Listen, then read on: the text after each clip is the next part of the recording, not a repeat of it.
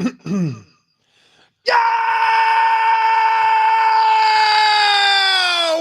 Woo! Happy Wednesday to those who celebrate. Happy hump day to all. It's Big Rich, TD, and Fletch with you. And we are there, right? We're in the middle point of the week.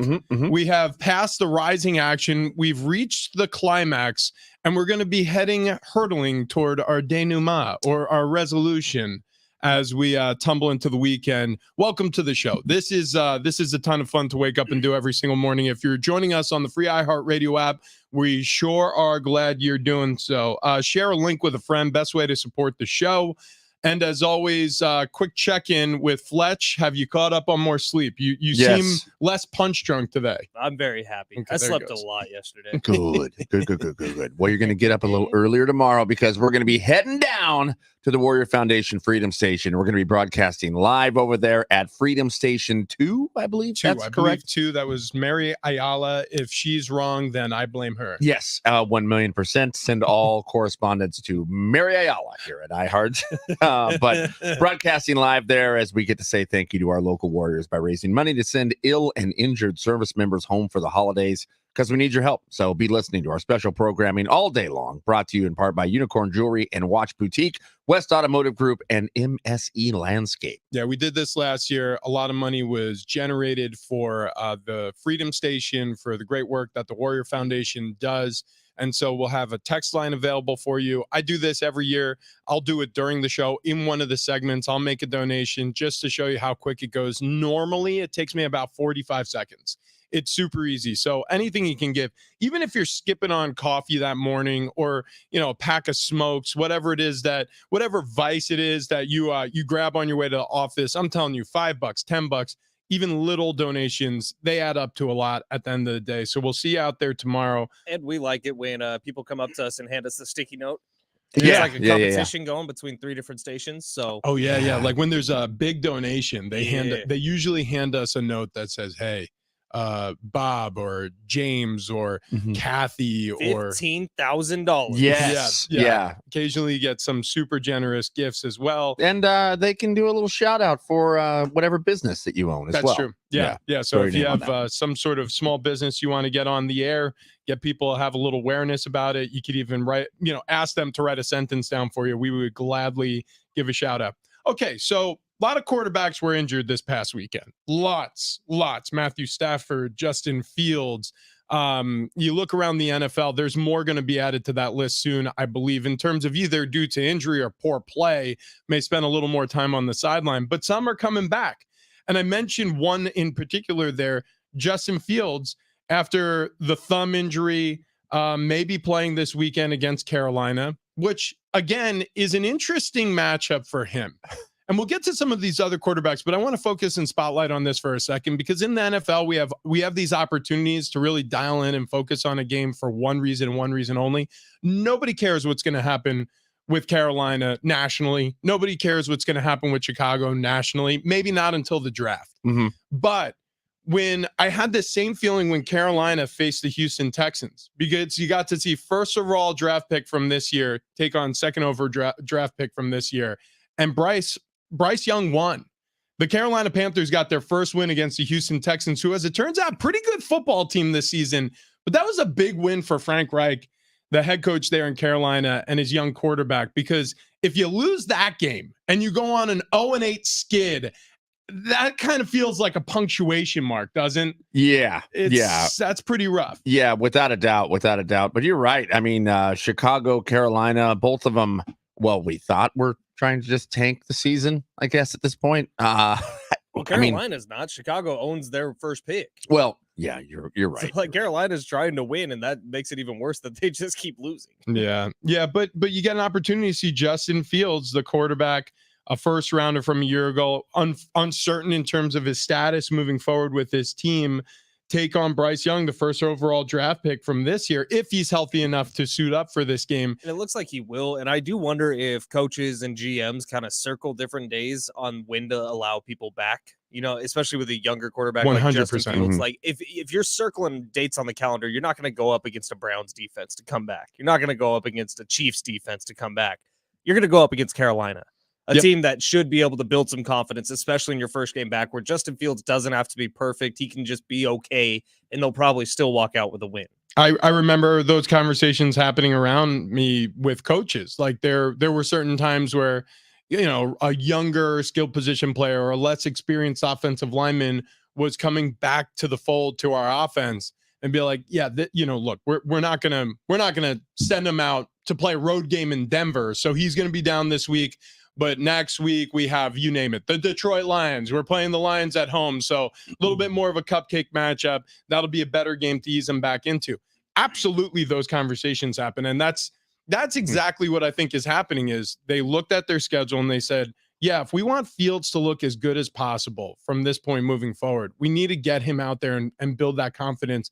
Because if the Bears are looking to keep him long term, you want him to be confident. If you're looking to trade him, you want him to play well. And what kind of stinks for Justin Fields is he was coming off of maybe some of his better games of this season so far. Remember when it was at the start, he really struggled. It seemed like they were trying to keep him hemmed in the pocket, make him a pocket passer for this year, which that's just not his game. What makes Justin Fields good is his ability to run and get out.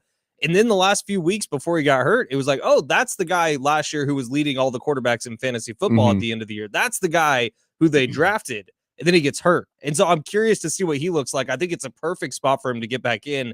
If some of your league mates dropped him, by the way, in fantasy football, go pick him up because this is a good spot for Justin Fields. Well, because Justin Fields wants the same thing. He wants to go out there and show off a little bit so he can raise his value as well. I mean, I don't know. I mean, I guess where I look at this in Chicago's shoes, if I'm trying to look at this, do you have Justin Fields come out, have a great game or two, and then say, you know what, we're just going to sit him the rest of the season, so we're going to keep him healthy. That way his trade value's higher. Or if we're planning on keeping him, that way he's healthy going into next season.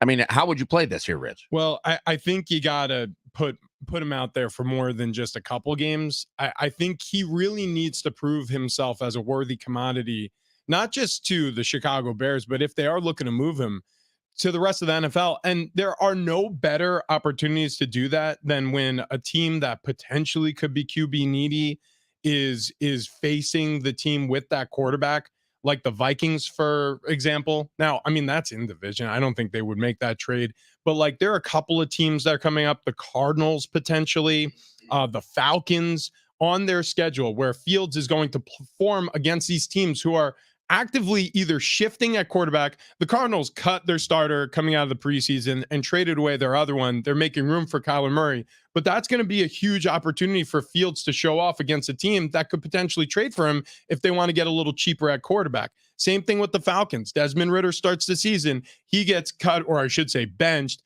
And then you have Taylor Heineke. Is he the long-term solution in Atlanta? I don't know. Fields playing against Atlanta gives an opportunity to show off in front of a team that maybe the Bears make a trade with. I actually think if Justin Fields was healthy at the trade deadline, he would have been an Atlanta Falcon by now. Like, I honestly do believe that. And the other reason this is a huge game this weekend between the Bears and Carolina is, I mentioned it earlier, the Bears own Carolina's first pick, meaning the Bears need to beat the crap out of Carolina. They want them to lose as much as possible here down the stretch because Carolina currently owns the number 1 overall pick. And you don't want to do anything to jeopardize that because who knows, if you are moving off Justin Fields, you want a chance at Caleb Williams. All right, let's move off of Justin Fields. Let's talk about our next quarterback, Kyler Murray. He's back. So we mentioned him first game of the year after coming off the ACL. He'll be playing against the Falcons. So you look at the Kyler Murray, the good. The good is he's a freak athlete. He's like a human joystick. When he's healthy, he can make you miss in the open field. And he has a good arm. Like people forget, like he can uncork one and throw and heave that sucker downfield. The problem is with his height, operating from inside the pocket is a real struggle. He's 5'8" on a good day. Right. Like he's a short quarterback. So he's looking for throwing lanes. He's looking to get outside the pocket. So with all of that mobility, I should say, that you need to operate as Kyler Murray will need. It took him a longer time to come back from the ACL, which I think was smart for them to slow play this thing and get him back 100% healthy before he hits the field. But is it going to be the same Kyler? That's my question. Yeah, I mean, you would think it is. I don't know. I don't have anything that's I'm looking at thinking this is not going to be the same Kyler. I just wonder, what are the Cardinals wanting to do here? Do you want to win? I mean, are you wanting to see him do well? Feels like the same boat as the Bears, right? Right. think about who he's throwing to. He doesn't have any receiver. Every time in right. Kyler Murray's career, when he got drafted, he had Larry Fitzgerald still to throw to, which he was older, but he was still Larry Fitzgerald. Last year, he had DeAndre Hopkins most of the year. This year, he has Rondale Moore. Yeah. Believe that's about it. Well, is Marquise Brown still in Arizona? I believe he is. They But didn't it's- trade him, right? I don't think so. Yeah. So But you're Marquise like, Brown. looking at the Cardinals, and you're like, Kyler Murray's coming back to a vastly different situation. And even in the run game, James Conner isn't playing right now. He's hurt. His practice window opened up like yesterday. He's not coming back this week. So you have no faith in Zach Pascal? Very little. He was actually pretty good on the Colts with Phil. Remember that? Yeah. With Philip, Phil really liked him. it was an interesting thing that happens with any receiver, I should say, when they're paired with a really good quarterback, is they can kind of pull them out of the darkness and into light. We're seeing that with CJ Stroud down there in Houston with Nico Collins and Tank Dell. Yeah, no kidding. Call of Duty comes out Friday though. Come around good point. Sunday. A Kyler lot of Murray's going to places be it comes out exhausted Tomorrow. Okay, so Like tomorrow I night, mean- it comes out. and a by lot the of way, the places. Falcons have a top 5 defense. I forgot to mention Yeah, that. they do. So This is just, it's really curious with Kyler Murray. I don't know if I would have sat him down for the whole year, just been like, he'll be ready to go next year. I don't know what I We're would going to have play done. without a quarterback. It's cool. We just play with 10 guys, right? But if the Zach Cardinals, Pascal is our starting quarterback. like, are they in the same situation as the Bears where they're trying to up his trade value as you head into the offseason? 100%. I think two things are very apparent to me with both of these franchises. I don't think that Jonathan Gannon was hired to be the long-term fix in Arizona. They may decide they've fallen in love with him, and maybe Jonathan Gannon keeps the job. Same with Matt Eberflus in Chicago. I just don't have faith that that's going to be the guy that's going to lead these franchises to greatness. I think there were stopgaps. I think there were placeholder coaches. And then they're both working with quarterbacks they didn't get to choose, right? And they're both defensive-minded coaches. So it almost feels like, okay, could you guys just shore up the gaps on that side of the ball? Let us just boost the trade value of our quarterbacks, Fields and Murray, respectively. And then this way we can move off of them and, frankly, move off of you and get a quarterback head coach combo that can lead us into a brighter future. Okay, speaking about a brighter future, the Rams sort of seem to be going in the opposite direction. So Carson Wentz was signed. That makes sense because Matthew Stafford's hurt again. But Matthew Stafford is expensive and looking older by the year after winning the Super Bowl with the Rams in his first year. Carson Wentz obviously isn't the long-term fix. What are the Rams going to do at the quarterback position moving forward? They're in trouble, man. This whole F them picks mentality that Les Snead and Sean McVay had, it worked. It got them a Super Bowl. No one's ever going to take that away from them. And the Matthew Stafford trade also worked in that same vein. Now, on the Lions side of the football, it's looking even better day by day because Jared Goff has worked out. The 2 first-rounders that they also gave up are looking pretty good too. So when you look at the Matthew Stafford thing, like the Rams got what they wanted out of Stafford. But on the backside of that, I mean, you're paying this dude through 2026, and it's an expensive contract. This year, he still has $20 million, or he's a $20 million cap hit. Next year, $50 million. The year after that, $50 million. The year after that, $50 million in terms of cap space. Yeah. And then he's like an that. unrestricted free agent in 2027. Good Lord. Is I mean- Matthew Stafford making it to 2027? No. No. No, he's going to be in the morgue No, well, cool, kind of, I don't think he's going to be in dead. terms of his football career. It's Yeah. the red lung. Yeah. He has tuberculosis, and the doctor said it's terminal. They do have a potential out after the 2025 season, but that's still 2 years away. Yeah, dude. It's listen, they have a very expensive paperweight. No, I'm kidding. Look, when he's healthy, Matthew Stafford's an incredible quarterback, and he's Yeah. got a brilliant mind. But I and got he's- Big Ben vibes. Like that elbow's never going to be okay. Oh boy. Well, now he's got the thumb problem. Right. He's got all sorts Which, of by the issues. way, I mean, rewind the clock back to what was it, week 8, where he hurts the thumb in game, and then they run that 2-point conversion play That's stupid. where they threw it to Stafford. Yeah. They're like, So hey, dumb. listen, we know that your throwing hand is injured, but can you catch this and dive for the end zone? Thank you. They'll never see it coming. Yeah, that's right. And That's they right. didn't, and they really didn't. I actually like Carson Wentz going to the Rams. I think that's it's going to be fun. I mean, what didn't Carson Wentz do? I'm going to wear every jersey and helmet I've ever had here in his Yeah. season videos. He was wearing the Colts helmet, I believe. He was wearing the Philadelphia Eagles jersey, the practice jersey, and he was wearing the Redskins or the Commanders bottoms, the shorts. It was very funny. I've always liked Carson's skill set, especially that year that it looked like he was heading to MVP before he Especially tore the his one ACL. year he was good. Well, yeah, but and you look at him and you're like, that looks like an NFL quarterback. He's big, he's strong, he can throw the ball a mile. Throw that thing over that mountain, man. He's a bad locker room guy. Okay, so hang on. I will say this.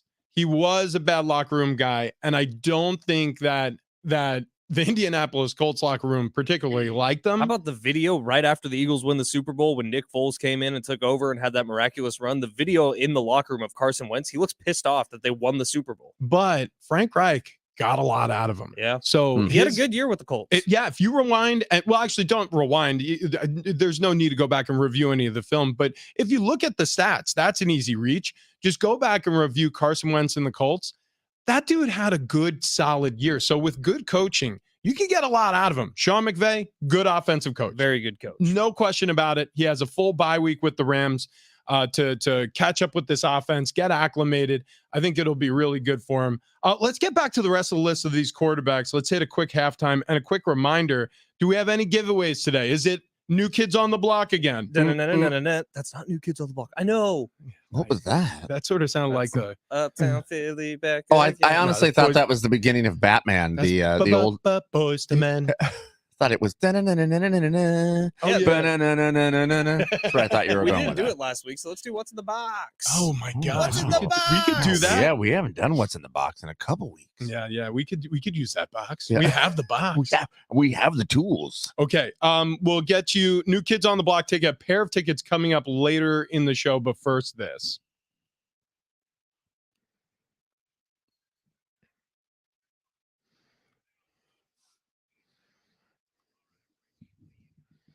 Yeah, a couple of updates concerning quarterbacks. We just mentioned it. Carson Wentz is going to be backing up Matthew Stafford and filling in for him, assumedly, while the quarterback gets back off of the UCL injury he took to his throwing side hand during the week 8 loss to the Dallas Cowboys. They're preparing for the Green Bay Packers after the bye. Also, we have an update from Aaron Rodgers, quarterback for the New York Jets, and we'll get into this a little bit, but he gave us a vague timeline on the Pat McAfee show yesterday. So he said he'll be back in a few fortnights. Yeah. Everybody knows that. So if you know Shakespeare, you know fortnight is 2 weeks. That's correct. Okay. 14 days. He said a few, not a couple. So if you're 6 weeks, if you're saying it on, it's probably 3 fortnights, which is 6 weeks, Right. which is a month and a half. He's back from an Achilles tear. Dude, That it's happened Christmas. on September 11th. Is he making a case for Christmas Day? It's beginning to look a lot like Rodgers. I'll be home for Christmas. Who did they play? I'll be home for Patriots Week. I don't know if that's it. You can count on me. He also said in the interview that I'll be home for Patriots Week. wow, we're just looking up Green Bay's schedule. He's not a Packer. the headline Somewhere coming out of green. it is the few fortnights thing, but he also dropped a little nugget in there where he said, and obviously we have to start playing better offensive football. Right. I read that to mean if they're not in any sort of contention by the time he's ready to come back, he's not coming back. I think Why would you? I think also it's one of these things where he's sprinkling this out there because he's making sure that everybody on that Jets roster knows that they're playing for something. That don't lose hope. The cavalry is coming if you just give me a chance to get us into the Because postseason. if you're that defense, and Christmas you're- Eve. Is that when they play? They're playing the Commanders. Wow. That's the Could perfect you game to imagine? come so back for. perfect. That is the perfect game. Yeah. to But come back imagine for. At being home. the Jets defense and being as talented as they are on that side of the football, Yeah. knowing that your offense can't score points. Yeah. Yeah. The mental games that go into that, you're like, why the hell am I going out there and ramming my head into the wall over and over again? Here's what sucks when you're a defense and you're a good defense paired with a bad offense. And I've been on teams where both have been true. Been on teams, good offenses, bad defenses, good defenses, bad offenses. For the defense, you go out there and you work your ass off. Say it's a 7-play drive and you finally stall them out. They punt. and then your offense takes the field and goes 3 and out, but lightning quick, like 3 incompletions, burning 0 time off the clock in real time. It was like 3 minutes. They got to catch their breath and grab water on the sideline. They're like, "Are you kidding me?" So now we're punting again? Oh God. Or you go out there and on the first play, like you fumble the snap, or a running back catches a ball, but he bobbles it in the flats and he just heaves it to the nearest defender. Right. Yeah, it's rough for those defenses. So I do think he's trying in a weird way to still apply some leadership to this Jets team, saying like, listen, I'll be back if you guys just stay alive. Just stay alive. In a few fortnights.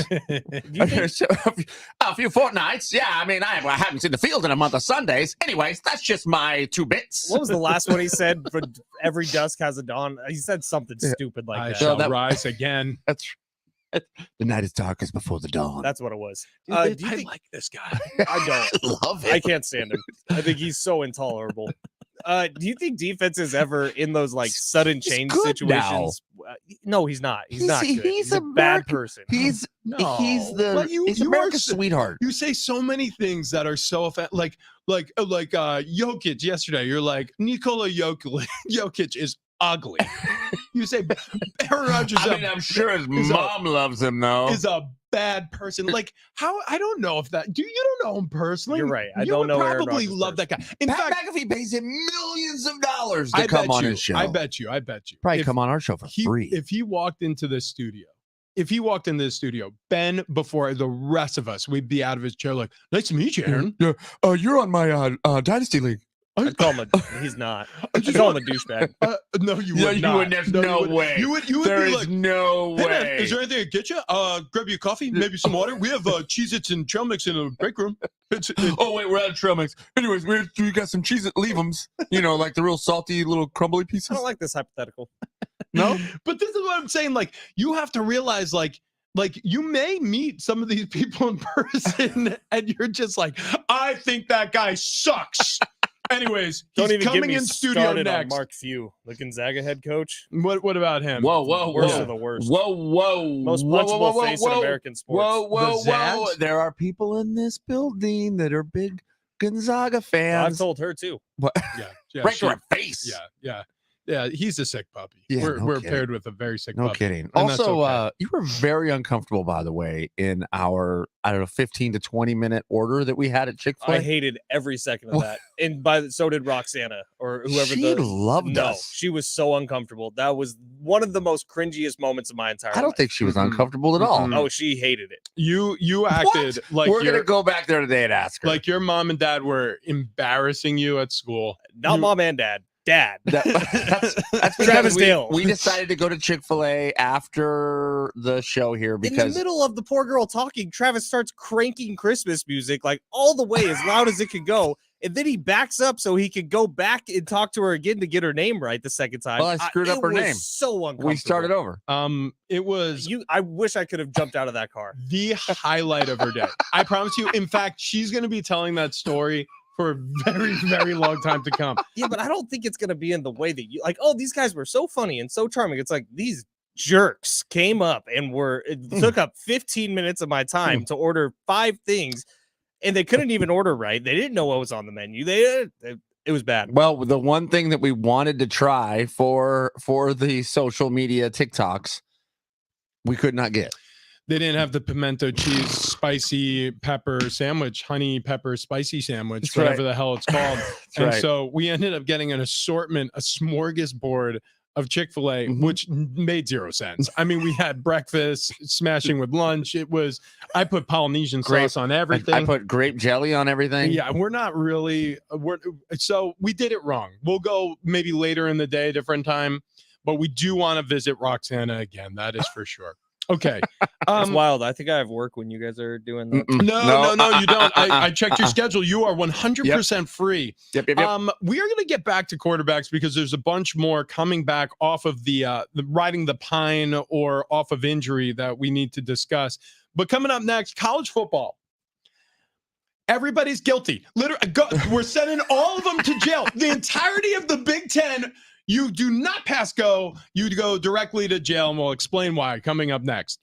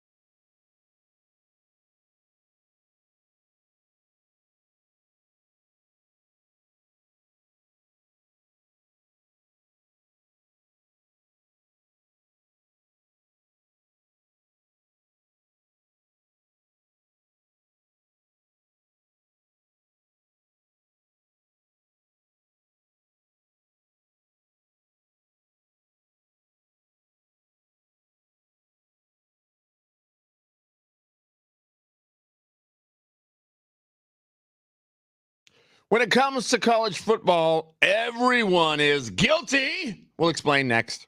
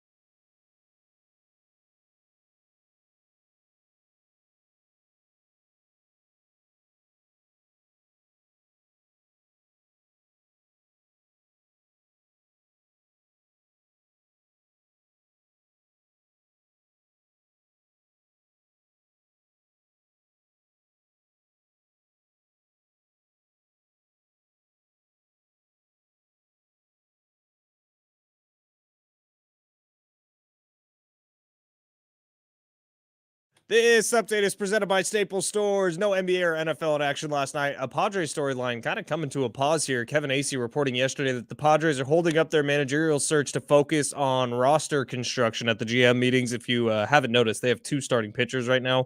Need to do something there. In the NFL, Rams signed free agent quarterback Carson Wentz to their team yesterday. Matthew Stafford's health is in question, and Aaron Rodgers drops a little hint about his return, saying it could be back in a few fortnights.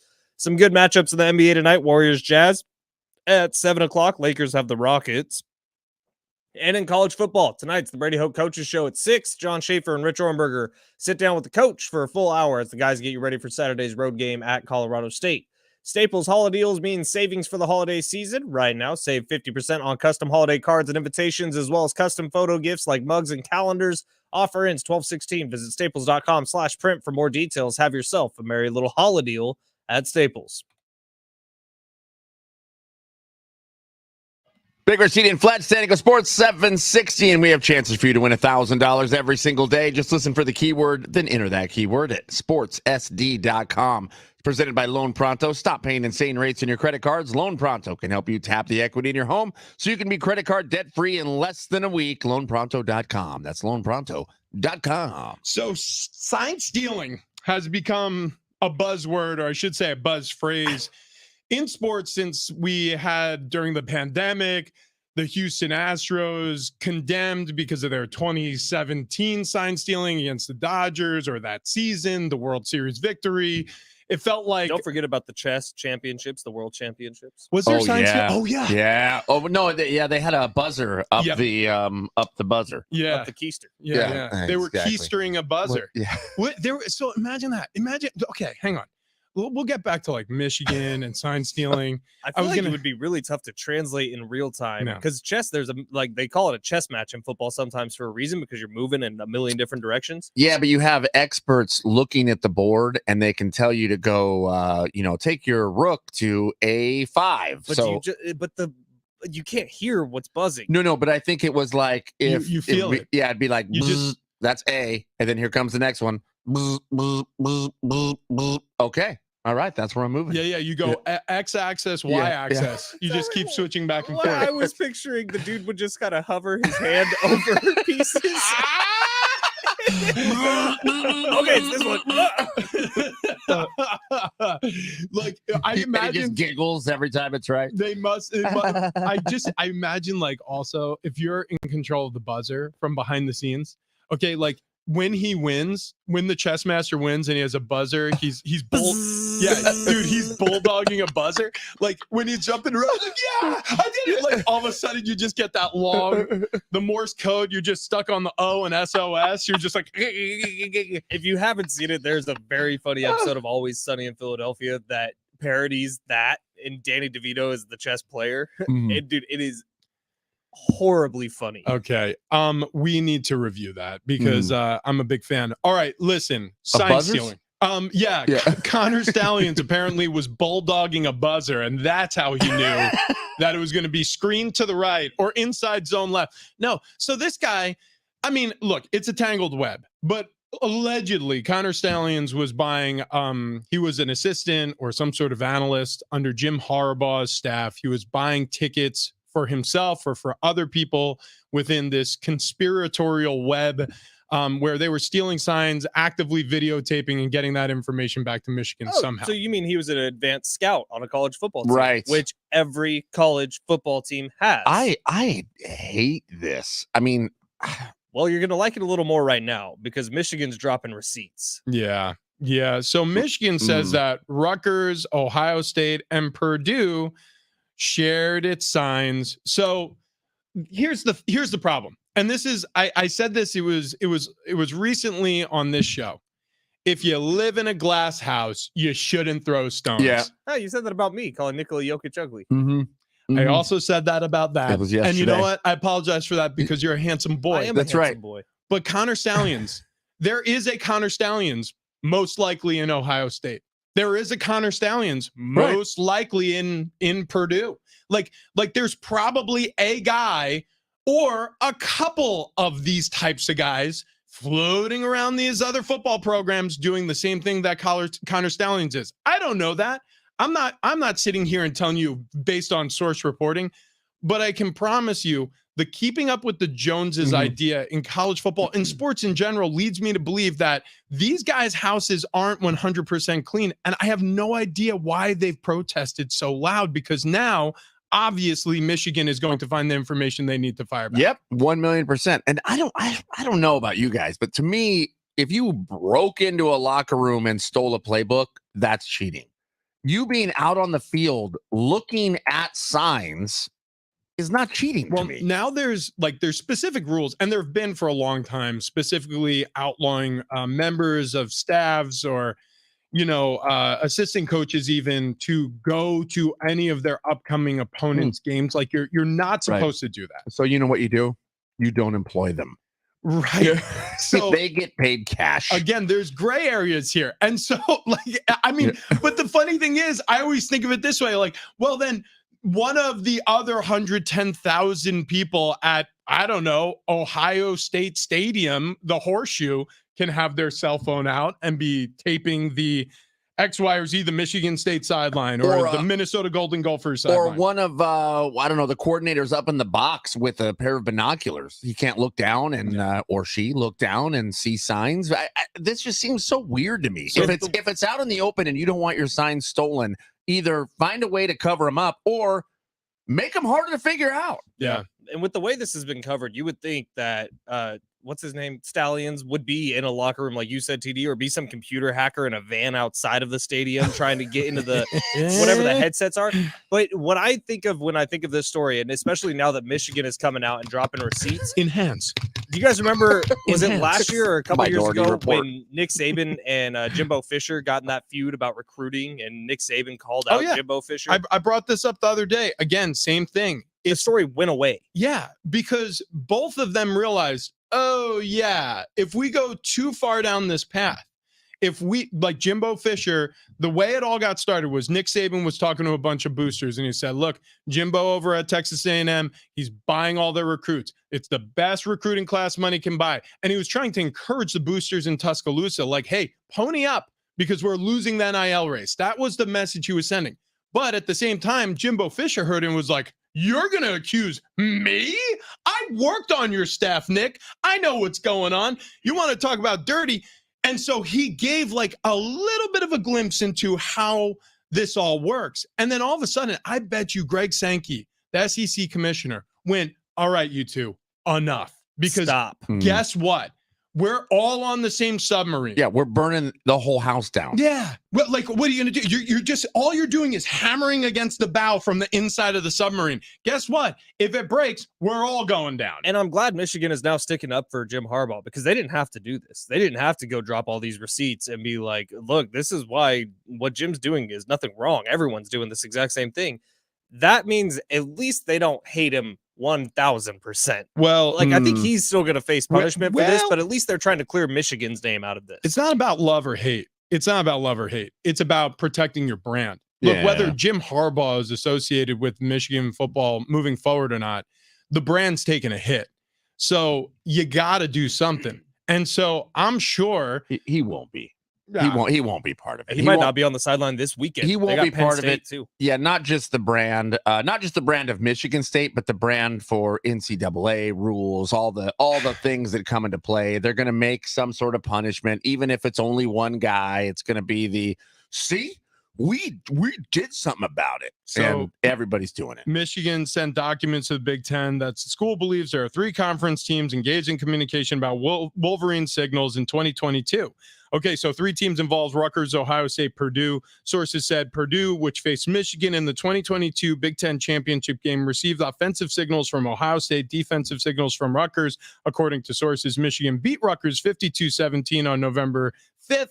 And they beat Ohio State 45-23 on November 26th, a game that clinched the East Division for the Wolverines. So what they're alleging is that a bunch of these teams and their cohorts came together to sort of feed to feed their opponents defensive and offensive signals so that Michigan would have a harder time facing such teams. So if that's the case, well, they're dirty too. Mhm. Again, this is all being alleged. We're in the alleged phase. Nothing has been proven yet, which to me says that as this investigation goes wider and deeper, the NCAA at a certain point, just like we were talking about with Saban and Jimbo, is going to reach that terminal depth where Stop. where they hit bedrock and they go, if we go any deeper, it's going to get awful hot because they're liquid hot magma under here. I do think Yep. this story goes away completely. I think that probably Jim Harbaugh loses his job. Maybe not. No, I think that's the best way to make the story go away. Well, here's what I think might be the best way. You slap him on the wrist, you send out a memo to the other Big Ten coaches, and you say, look, you're all guilty. We know with the bag's out. We did an investigation. We see what you're all doing too. So knock it off. And what I would do if I was the commissioner, I'm going to be Or- like, do you want to stop doing this? Because this is helping you win football games. Do you want to stop having advanced scouting teams? Because we can make it to where nobody on your staff is allowed, even on the premises of anybody else that you face this season. And also, Well- it's going to be expensive to fire Jim Harbaugh Oh, without yeah. cause. Oh yeah, but I mean, if the NCAA wanted to make a statement about how they were not going to allow this, they would fire every single person who was involved in it on every single team in every single school and just start cleaning house. But that's never going to happen. We No. might be able to get coaching jobs, guys. Yeah, 'Cause they're going to have Yeah. to fire everyone. They won't have any money left because they'll be paying coaches that aren't coaching. So we're going to get on ladders.com. yeah, We're just going to put out our resume. So we've never coached before, but if you're looking, we're looking too. in. While we're at Ladders, you should go to oceanviewdental.net. If you're looking for a world-class dentist where all procedures are done in the same office with state-of-the-art technology, then look no further. My doctor, Jordan Colby, my dentist at Ocean View Dental, can give you teeth in a day plus a winning smile. So I had a lot of work done by Dr. Colby. This was a really nervous time. I was told that it was going to take 1.5 years for me to have molars basically back in my mouth. I was missing a tooth. I needed 2 more pulled. I needed 3 implants put in.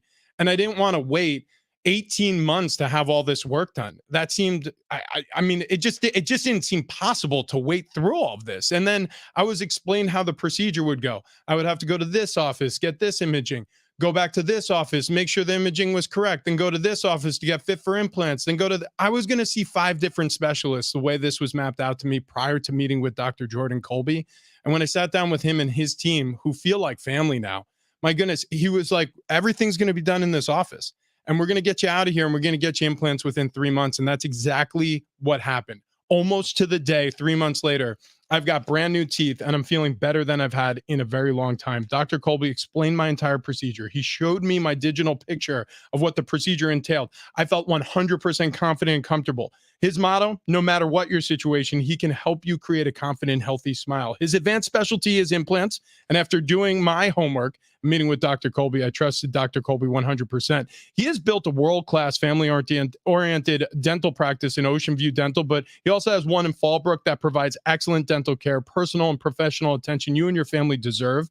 They've got the latest advances in dental technology. I didn't even know about some of this stuff before I walked into the office, but digital x-rays, 3D CT imaging, say that 9 times fast, dental lasers, Invisalign, veneers, so much more. At Ocean View Dental, I'm treated like family, like I mentioned, and I really mean it. Ocean View Dental patients come from all over Southern California because they're a full-service dental office with multiple options at their fingertips. They get you the smile you want, and in most cases, in a single day. OceanViewDental.net.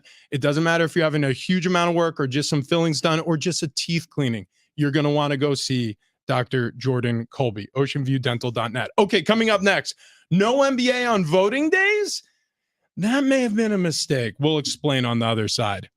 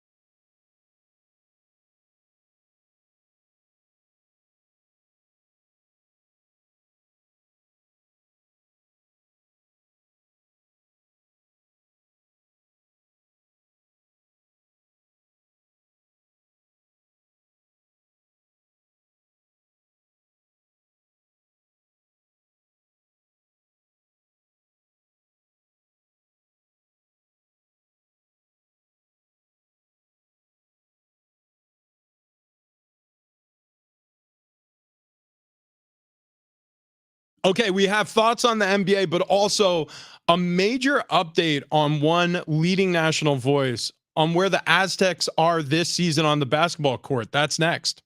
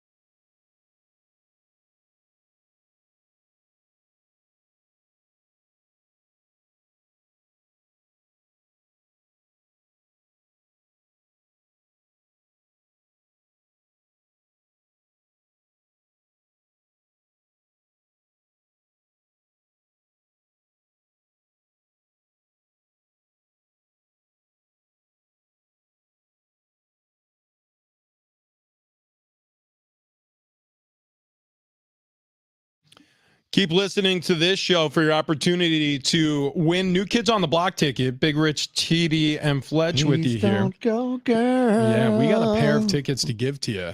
New Kids on the Block coming up in the 7 o'clock hour. Okay. Hang on, Rich. The 714 is texting in. Really good listener here. NCAA is gonna Billy Bella check themselves. Yeah. Or Billy Bella wreck themselves. Damn right. Sorry, guys, What I'm taking talking my about. lap now. What? Yeah, 714, take a lap. No, that's good stuff. That's quality That is punning. Come on. He puns so hard. Mother effers want to find him. Woo! Okay, listen. While he's taking a lap, we should get into this. Yesterday, the NBA took a lap. I mean, I don't get it.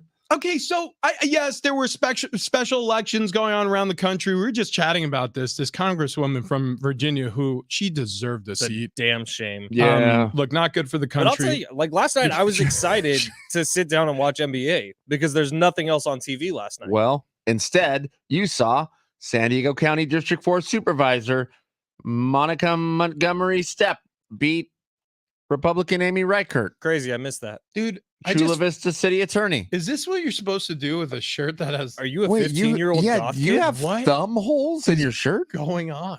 Is that a woman's shirt? This might be a woman's shirt. I think it might be. I think that's a woman's shirt. I'm check the tag. I might be wearing a woman's It shirt. says, if this says mischievous, What does it say? I don't know. It says Old Navy Active. Yeah, but what size? What size? Because I'll know if it's Anne's shirt based on the size. XL tall. Oh no, this is my shirt. This Okay. is a men's shirt, dude. Look what's going on over here. So when Is I was this what it's supposed to do? It's thumb holes. in You're grade down to school, an XL? kids would cut holes into their amazing. long sleeve shirt to do that. I But thought girls I'm gonna wore take that. my thumbs out of this. I feel really should uncomfortable. only wear. I'm your not, thumb. you know, tell you what, never doing that again. What? You know, there's certain things I'll try anything once. I know for sure that is not one of those things I'm going back to. That made me uncomfortable. Man, an overwhelming vote at the Fallbrook Public Utility District Detachment. That got a 94.35% yes vote. So this is exactly what we're talking about. NBA, we know what happened. Players, they spoke up. They wanted the night off so they could go and vote on special elections. By the way, I would love to poll the NBA and find out how many of them casted ballots last night. I would love to know the number there. I mean, we keep track of all sorts of stats. Let's start keeping track of voting numbers with the NBA players and make sure that they're making good on the promise to rush out to the ballot box since they're not playing NBA basketball on Tuesday voting nights. Okay, because you're right, Ben. Like, what a missed opportunity. Monday Night Football was yesterday. People are not yet thinking about the NFL or even setting their fantasy lineups. You play a little basketball on Tuesday night, play a little basketball on Wednesday night. Friday night. You had mentioned Fridays. It should belong to the NBA during the football season. But for whatever reason, they'll go up against the NFL so that their players can go vote, which I'm sure many did. it's just it's confusing that like I remember reading that this was gonna be a thing. Yeah. But I don't remember ever like having a night where the entire NBA was off because of voting. And it's really odd to me that you would do this because what actually happened yesterday? This wasn't a presidential election. A special election. I love how you asked that, but there was a level of uncertainty in your voice. I have no Was idea I what happened supposed yesterday. to vote? Was I supposed to vote? Huh. He's like, this wasn't a gubernatorial election, was it? Most long sleeve running shirts have thumb holes. Oh, so it's a running shirt. Mhm. Actually, now I That feel doesn't bad. look like like a shirt you would wear out like on a nice night out. That's hang on. that's on cougarboard.com, by the way. Also, this is the headline here for I kind of wish you looked at a different website. What? Maybe like runnerdudes.net, you know, like instead of Cougar World's message board. I'm going to take my thumbs out again. For a second, you read it and then you read the web. I well, can't. then on a different website it says thumb holes are for bees. Okay. Did you know what Jay Billis said about this year's Aztecs basketball team? He said Very nice words. This team lacks depth and experience of last year's Final Four team, but there are no question marks in the backcourt. You got Lamont Butler, two fearless guards who defend and can score. Micah Parrish, Jaden Ledee provide defensive versatility and physicality. USC transfer Reese Waters provides additional scoring. So he names a bunch of these players, and you saw every last one of them have a night the other night against Fullerton. I really like the very first line he wrote, and Jay Billis does this every season where he runs through like his top 68 teams in the country and gives you a little blurb about them. But he said, ask Brian Dutcher what the expectations for this year's Aztecs team is. He'll say the national championship game. Last year's team was expected to challenge for it, and they did reach the NCAA championship game before falling to UConn. Well, who's to argue with Dutcher? Not the Billustrator. God, I want a name like that. The Billustrator, by the way, is something he's borrowed from Belichick. Yeah. That's what we used to lame. call the Billustrator. Yeah. In front So of the there's a reason Patriots that room. none of the three of us knew that Rich's shirt was an active shirt or a shirt that you would wear when going for a run. It's because we don't exercise. Right. We And haven't What? done that in We a didn't while. need That do led to They the said three of don't- us They said being don't do that. Fatties. Oh, But we found out a way to lose weight without any exercise, no drugs, no injections, no hormones, Would never take drugs. No. no counting calories. It's Those just good hormones away old-fashioned from me. dieting, I say baby. no way. And that has lost us a lot of weight, combined over 110 pounds. It's sdfatloss.com. Wayne and Chloe over there, they have gotten us on a health journey, and they've gotten us in track. In fact, we're through the reduction phase. We are now onto the maintenance phase, I'm maintaining. yeah. which is called the 80-20 phase, which I Yeah. feel like we're doing a pretty good job of. 858-665-3211. Get your free consultation today. If you are looking at the next 2 months and realizing there's a lot of opportunity for you to gain a lot of weight, this is what you want to do. Shirt has thumb holes. Yep. There Wow. you go. Yep. There's a lot of man in that shirt. If you, know what? want to fit into that shirt, you need to Mhm. get over to Mhm. sdfatloss.com. Ben, we're buying you that shirt. Please don't. But It's- Wayne and Chloe, the whole team over there at sdfatloss.com, they'll make your journey easy, and you can drop up to 30, 40 pounds in a couple months. The three of us did it. And if we can go 3 for 3, you can go 1 for 1, or do it with a partner. Grab somebody who's also fat and start getting to work. Yeah. Grab somebody. sdfatloss.com. Grab somebody who's also fat. Grab a perfect stranger. Just be like, hey, listen, Fatso, you and me, we're going to sdfatloss.com, and I'm going to text you daily. That's right. See, I don't Right. think we've given ourselves enough credit What do you mean? What? for the amount of weight we lost. Oh, Ben. Oh, he's always like, you No, know I think what? there needs to be some high fives here. We need more pats on the back. Yep. You know what I want to Yep, do? yep. I want you to get skinnier.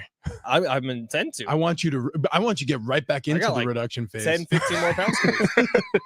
I never want you to leave the reduction phase. I just want you to be an eyeballs and a spine by the time we're done with this. Rainbow Yes, yes, Municipal yes. Water District. Wow. 96% yes for water district attachment. We got to run. Got- Okay. blue pill, red pill coming up on the other side. Also, New Kids on the Block tickets. If you want some, we got some. That's next.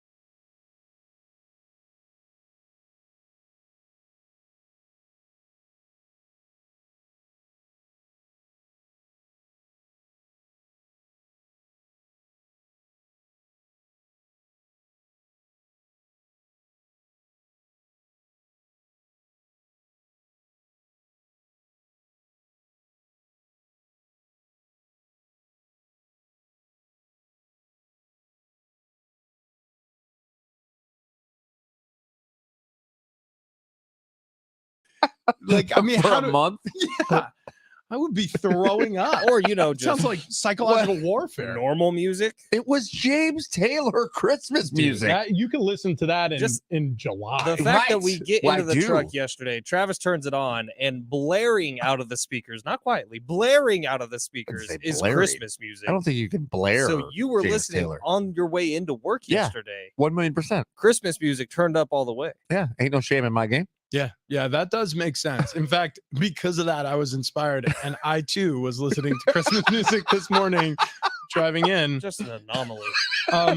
We're gonna play Red Pill, Blue Pill coming up. It's a game where you're forced to choose a side. Mhm. You have to choose one or the other. I'll give you a quick example. We're gonna be doing this one later on. Carson Wentz is your red pill. Blue pill, Cam Newton. So those are the sort of fun that we're gonna get into. We're also gonna be giving away these new Kid on the Block tickets. We're gonna be giving those away coming up in just a little bit. So hang on for those. We're gonna hear from a LA Clipper on his thoughts on the in-season tournament. I Good. cannot wait to play this sound. His thoughts are my thoughts. Before we get to any of that, we got to get back to these quarterbacks who are making a return, either coming off of a bye week or coming off of an injury. We got into a bunch of names earlier. We still have a bunch of names left, like Jared Goff, who the Lions are coming off of a bye. They're going to be facing the Chargers after getting absolutely demolished by the Baltimore Ravens a couple of weeks ago. They bounced back. How do we feel about this game, right? Chargers are on a 2-game winning streak, beat the Bears, beat the Jets on the road. They get to host now the Lions, who are heading to LA. Jared Goff and the Lions, are we buyers? I am. I definitely am. I do kind of feel like it's a prove-it game for both teams. I mean, if the Lions lose again, then you start to question more things here. And if the Chargers win, then you go, hey, they are getting it right. And then on the flip side of that, the Lions win, you go, yep, I knew it. They got a decent team here. And if the Chargers lose, you go, nope, they can't make it happen. Yeah, I'm curious to see what Chargers team we see. Like, we've seen them be good the last couple of weeks. Well, they've gotten Austin Eckler going a little bit. Justin Herbert's looking better, looking a little more healthy, not 100% healthy. And for the Lions, it's like, how much is that Baltimore Ravens game still in the back of their mind? Well, look, I mean, they were able to wash the taste out of their mouth, beating up on the Raiders before the bye week. Yeah, and but so- that's the Josh McDaniels Raiders. Well, I was about to say, and they got one AFC West coach fired. Will they get a second AFC West coach fired in Brandon Staley? But when you if they look at beat that- up on the Chargers, if you remember that Raiders game, they should have won that game by 40. They ended up winning. It was a close game in the fourth quarter. 26-14 was the final. Yeah, I do remember it being a close game, though. And it shouldn't have been. Like, the Lions messed up a few different opportunities, a fumble late in the red zone, whatever happened. It should have been like a 30-point win. It ended up being a close game at the end. So now when you look at this Lions team, you're like, oh, was the early season stuff, was that just hype? Was that just players playing for Dan Campbell? How talented are you actually as a team? And I think we'll find out a lot with these two teams. I find it a very even matchup. I'm looking at that game now. I think you're misremembering the Lions Raiders game. Yeah, the Lions were in pretty good control all the way throughout the game. But they messed up a few different opportunities to make it to where it wasn't even anything. And then in the fourth quarter, the Raiders had a couple of drives where it was like, oh, if they score here, all of a sudden we have a ball game. Yeah, both of their final drives, the Lions were able to get them to turnover on downs because they attempted and failed on fourth down. The other drives ended in punts for the Raiders. They had an interception, the Lions did, for touchdown earlier, but yes, it got closer than comfortable, I would say, early in the third quarter, and then they pulled away again in the fourth.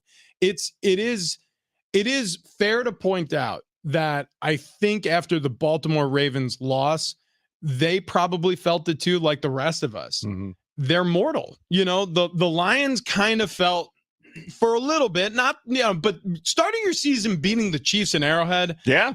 Gosh, that's an accomplishment. And then riding some of that momentum through the early portion of their season like they were. Were you buying into the Lions, though, with that one win? No. Yeah. I was one of the people who I'm saying, look, I think that's great. I'm a believer that Dan Campbell has flipped that culture. You don't get that win unless there's really something changing, even Right. without Kelsey, even without Jones on the defensive side, because they were both injured or unsigned in terms of their contract situation. So with all that being said, it's still an insanely difficult place to win, especially primetime, especially in the opening game of the season.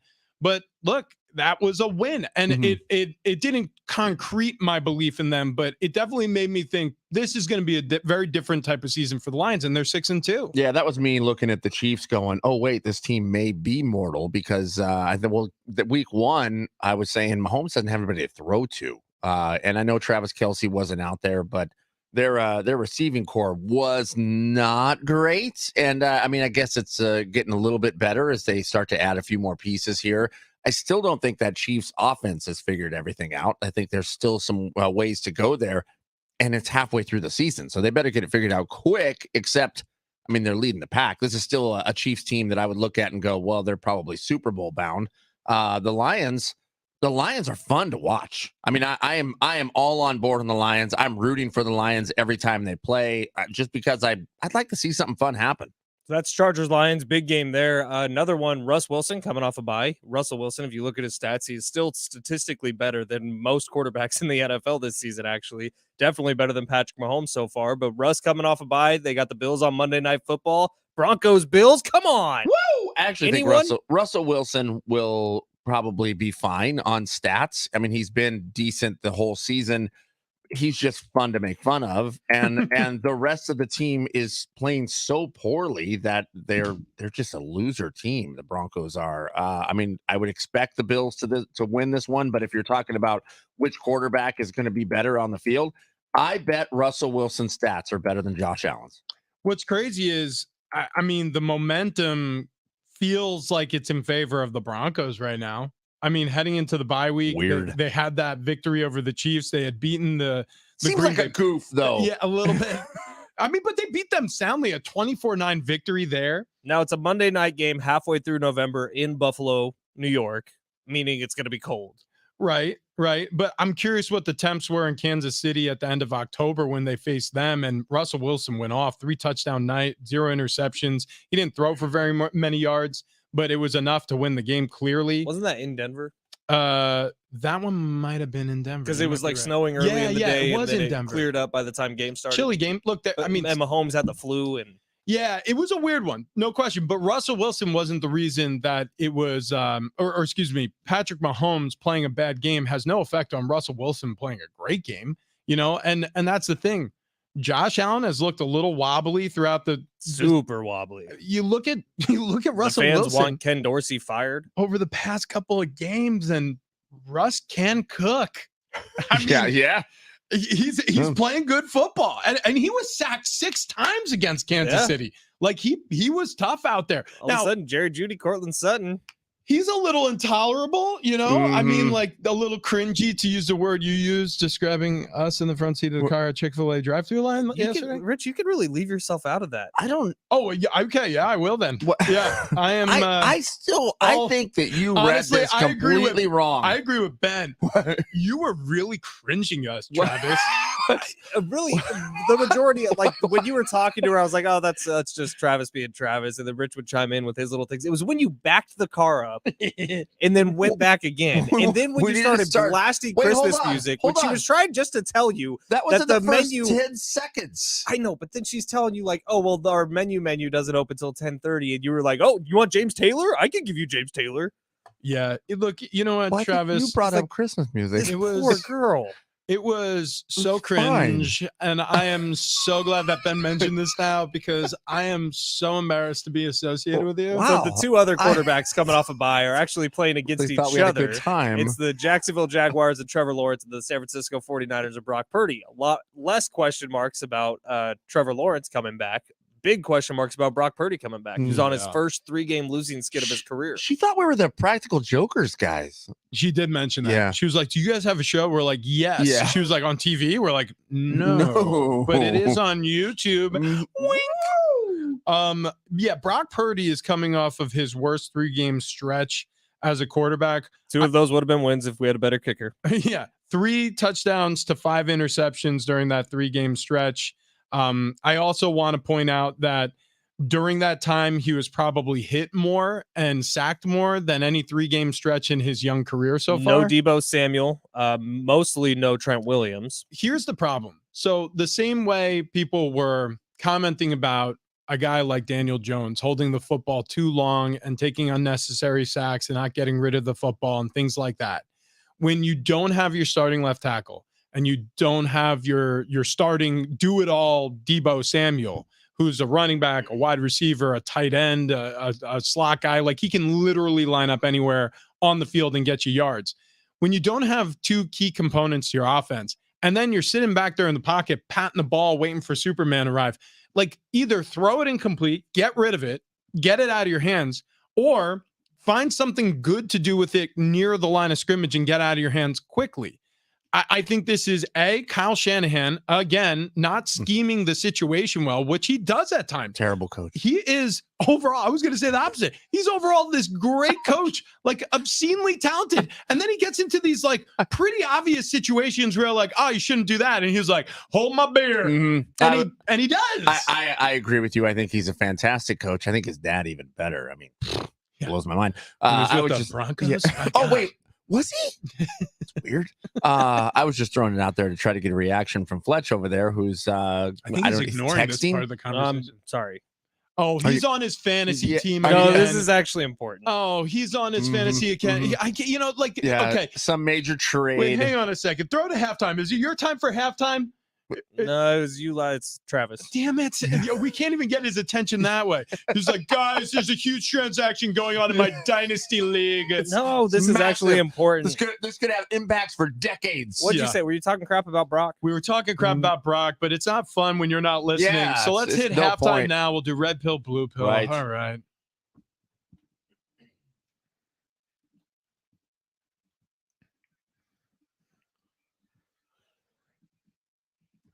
Well, the world or the United States was busy voting yesterday, a special election. So no NBA, no NFL last night. In college hoops, UC Merced embarrassed by UC Riverside, 76-69. Talking about the Bobcats?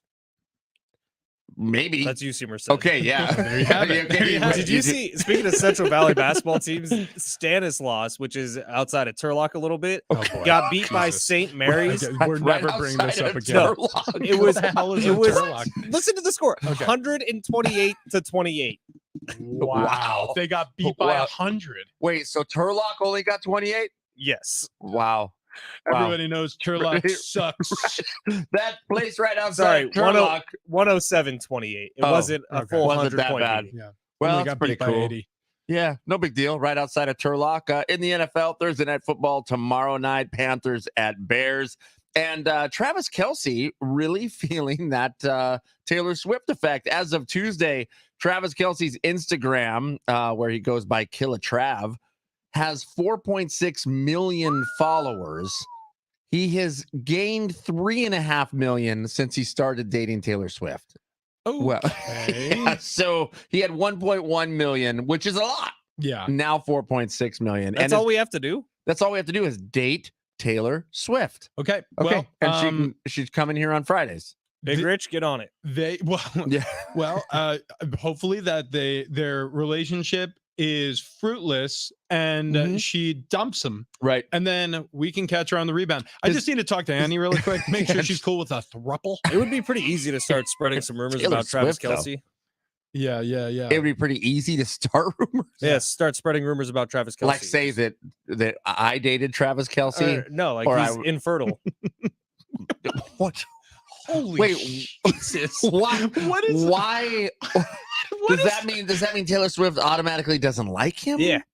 Because she talks about how she wants children all the time. Never understand how Ben's brain works. I don't either. Well, this happened yesterday. We're driving to Chick-fil-A and it blew my mind something he said. I'm like, how is that a thought? Like how Wild card, baby. Yeah, dude, he'll blurt things out. Like there's no, like I picture in his brain, like, you know how normal people have like a filter? I picture that filter as being like a little guard who's just like marching by a doorway.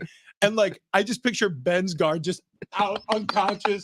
He's got like the flabongo next to him. And so any thought just leads through that doorway. Just happens. Travis's brother, Jason, you sent this to us last night. Sexiest man. Yeah, he's on the People's Magazine Sexiest Man Alive list. He didn't win, though. This gives hope for us all, though. This gives hope for us all. Like, think about that.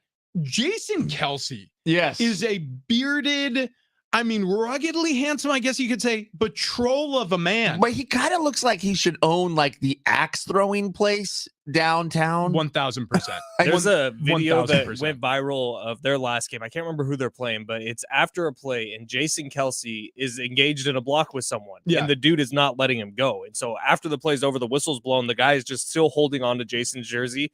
So Jason turns around, grabs him by, is it called the breastplate? Yeah, The chest pad, protector. The chest protector, yeah. Grabs him by the chest protector, tries to lift him off the ground, and screams in his face. That was Like gets with the Cowboys. uncomfortably close and is screaming at him. It was awesome. Yeah, Yeah. you got to be a maniac to play offensive line, and he certainly is. I love watching him play. Also, one of the few centers that they'll pull and like lead block on plays. He's a ton of fun, and also super sexy. Super for sexy. People magazine. No, he's Like Paul Rudd's alongside- won that. Yeah, Paul Rudd did win that. Blake Shelton's won that. Like Yeah. it's not like they're picking conventionally sexy. Okay, people. well, so along with the list is Pedro Pascal, who's He's gonna win. Mandalorian. yeah, yeah. he right, he yeah. didn't win. Timothy Chalamet. Don't- Chalamet. I don't know who that is. Timothy- He's like 12 years old. I don't know. Is That's he crazy. really? So sexy. He's the guy that starred in Jesus. Dune. Hang on. I Timothy didn't see it, Chalamet. didn't I'm see looking. it. Oh, he's a French actor. didn't see Yeah, it. you know this guy. You've seen him. He looks like he should be the Bear's little brother. Oh yeah, Whatever, yeah, whatever yeah. that actor. the who- actor plays the bear. Usher. He's on the list. Yeah, He's yeah, like I- 50. Jamie Figure out an Foxx, age range. that's cool. Lenny Kravitz, Oh, interesting. Lenny Kravitz. and the winner for People Magazine's Sexiest Man Alive, Patrick Dempsey. What? That's a win. When was the last time we talked about him? I don't know. Well, now, Yeah, jeez, you know, Wait, McDreamy? I guess, or is he McSteamy? he I could don't be. know. I think he's forget. McDreamy. Here's the deal, though. Jason Kelsey, just even being mentioned among some of these other He's handsome on the folks- list. Dude, this is great for he's us. like top 6 sexiest man alive. So we lost a bunch of weight. So we don't have like visible abs. Still but have dad bods though. we still got dad bobs, but we're just got smaller dad bobs. We absolutely are like, you can start to see it like, oh yeah, there is a conventional handsomeness. Like you kind of have to hem and hover. Is like, is this a guy who is really good looking, or Mhm. are we just in an office like that? I think that's where we're at now. Just to get back to where you said I was a crazy person wild card, it's sticking in my head because the thing I said in the car yesterday was that food truck has really good soup. Dude, and all of okay. a sudden, Oh, yeah. everyone It loses was a their mind. wild non sequitur. We're driving into what seems like a secret Chick-fil-A location. Like Because all of a sudden there's just a tiny sign. And so Yeah. I see one of my favorite food trucks in San Diego. We go there all the time, and I'm like, oh, well, What? you wait for tacos. Wait, is that the food place truck gives always there, or is it it's always driver- there. It's always right there. And Yeah, I said, no, while no. you're waiting for your No, food, that place no. gives you the best soup that is ever. not how you said it. The first thing you said is, "Oh my god, that taco truck has great soup." It does. I was just like, And they give it to you for free. And somehow that was like the most asinine thing any human being's ever said. Meanwhile, Travis Dale in the drive-through line is, hey, Brianna, I mean Roxana, let me back up and do that again. Which we did. we ran out of time for red pill, blue pill, Have to get that on the other side. but you won't need any pills if you go to sdfatloss.com to lose weight. Okay, no hormones, no drugs. Wow. God, he's a pro. no protein shakes, no protein bars. Like you're eating real food. Okay. This is what we did. We lost 110 pounds as a show. I mean, every time I say that, it blows I know, right. we lost 1 2-month-old baby horse. Like to date. yeah. Yeah. We're I mean, still losing. yeah, we could lose an adult horse by the time we're done. I hope so. Yeah. At least one of those smaller ponies. Look, the point is we've lost a ton of weight, and it's all thanks to Wayne and Chloe at sdfatloss.com. If you're struggling with your weight, and we all know what this feels like, right? You keep making promises to yourself. You keep saying, okay, it's Wednesday, and I've already screwed up my attempt at this diet this week, so I'm going to wait till next Monday. Or you start saying, well, this weekend's going to be good because we got that hike planned, but all of a sudden you get a text on Thursday, and the person who's setting up the hike, they cancel on you. And so you go on this weird slide, right? You start thinking, well, I'll just cheat through this week on the diet. I'll have ice cream, and I'll really blow it out on Sunday. This way I have a fresh start on Monday. We all do that. We all do it. Anybody who struggles with their weight, they know exactly what I'm talking about. And then you say Monday's the day. And then you wake up Monday and you forget and you drive through and you get the 250 calorie Frappuccino and you think to yourself, like, damn it, I already screwed it up. So this week's screwed. Just stop the cycle. Do yourself a favor. Go to sdfatloss.com and it'll change your life. It's changed our lives. 858-665-3211. I'm not kidding. Like, I feel better about myself. I have more confidence. We do something where we're in front of cameras all the time. It's super embarrassing where to start the fall, I couldn't button a suit that fit me last year. That sucks. Look at Ben's belly. It's barely there anymore. He's petting his hair. Yeah, he's a furry fella, but he's got so much more fur per body now because he's lost so much body. It's insane. And you too could be way furrier. I don't think that's what they want me to say. Look, the point is, if you're looking to lose weight, okay, call up 858-665-3211 or go to sdfatloss.com. I know we joke around about this, but seriously, we've lost a tremendous amount of weight in Travis's neck and in Ben's belly. So if you want to be like us. And in Rich's butt. Dad, my butt's so much smaller. I didn't realize how much fat I was storing back there. It's like a camel's hump. I was really running off of ass fat. Look, the point is, sdfatloss.com. You need to get in touch with these people. I'm not sure what we're talking about next, so I'm just going to say red pill, blue pill is coming up I next. like it. Okay. Oh, and New Kids on the Block tickets. Yeah, we're doing that too. We're doing everything. All of it. Next.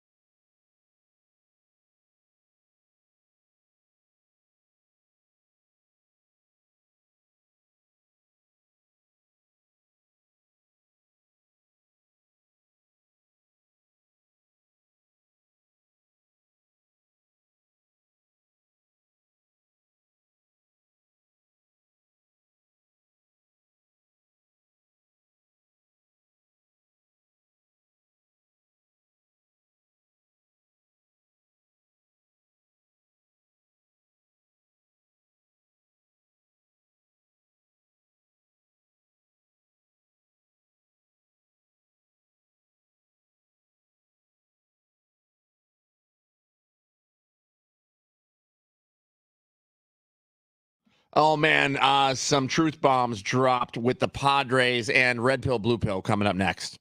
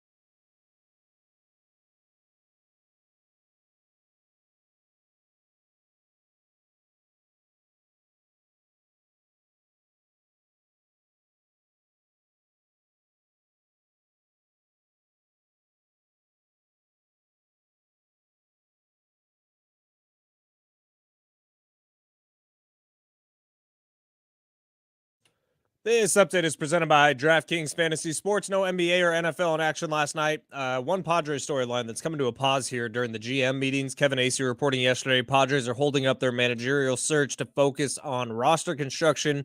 Hopefully AJ is spinning some moves for starting pitchers because they only have 2 of them currently. In the NFL, Rams signed free agent quarterback Carson Wentz to the team yesterday with Matthew Stafford's health in question. Aaron Rodgers saying he'll be back in a few fortnights, whatever that means. Some good matchups in the NBA tonight. Warriors Jazz head-to-head at 7 o'clock. Lakers have the Rockets tonight. And in college football tonight is the Brady Hoke Coaches Show, 6 o'clock for a full hour with John Schaefer, Rich Ornberger, and the head coach.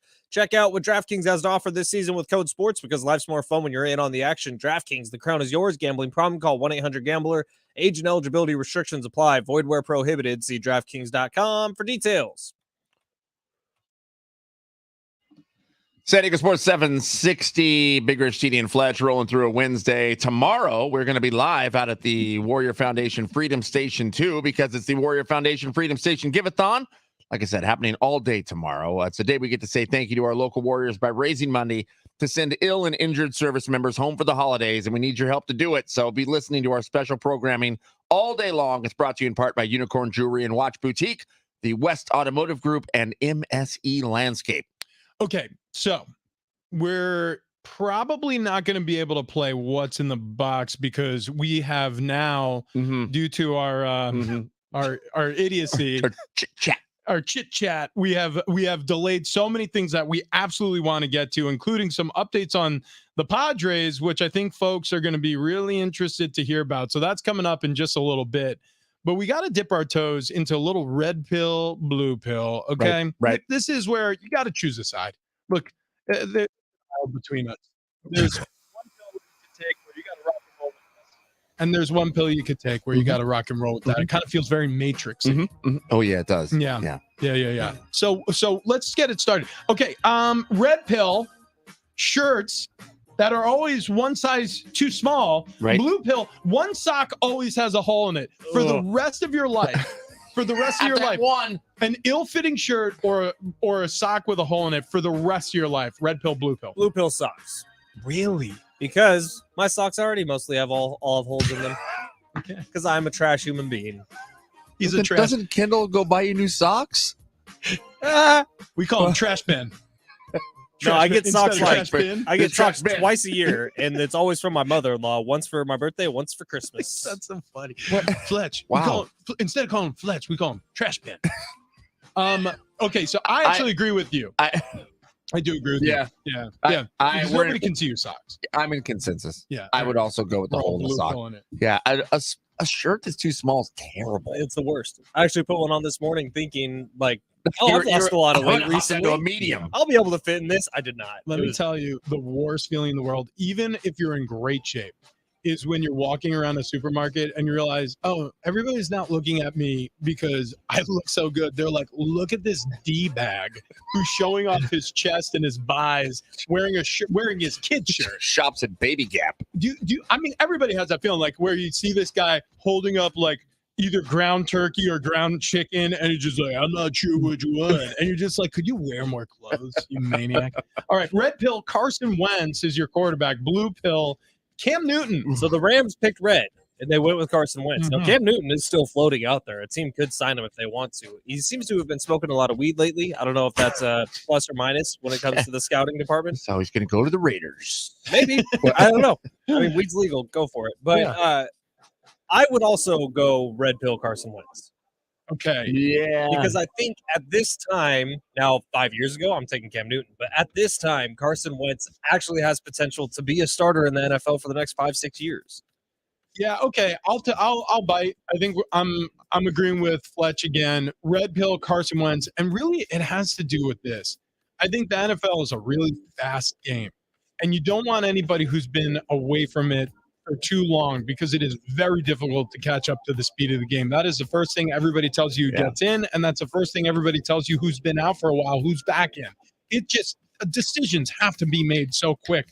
Carson Wentz is closer to that time, so I'll take the red pill. Yeah, again, in consensus, I'd go Carson Wentz here. Cam Newton, I feel like, it's just too far removed from the NFL. Part of his strength was the fact that he was mobile. He could move around, make plays happen. And as we know, time slows that down. So I just don't feel like he'd be the same guy. 2015 Cam Newton was one of my favorite football players ever to watch. Yeah, that was one of my Just- favorites too, especially in the Super Bowl. That 1 year. Oh yeah, you guys beat him, right? What?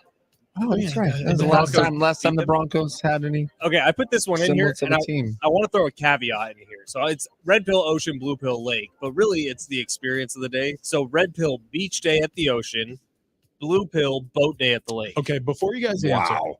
I I think you can eliminate that. want you guys to imagine the worst case scenario with either of these sides. Okay. Okay. All Shark right. attack, Okay, but okay, yeah, I mean maybe not that far. or But like a brain-eating disease, amoeba. disease from bad water. Yeah, like the worst time you could have at a lake, I feel like is way worse than the worst time you could have at a beach. Oh, please explain, because I could think of a lot of really bad things that could happen at the beach. Well, there's plenty, but I guess my point is, at the lake, the only thing to do on a lake is to get on a boat. So if you're on a boat with people who suck, you're stuck.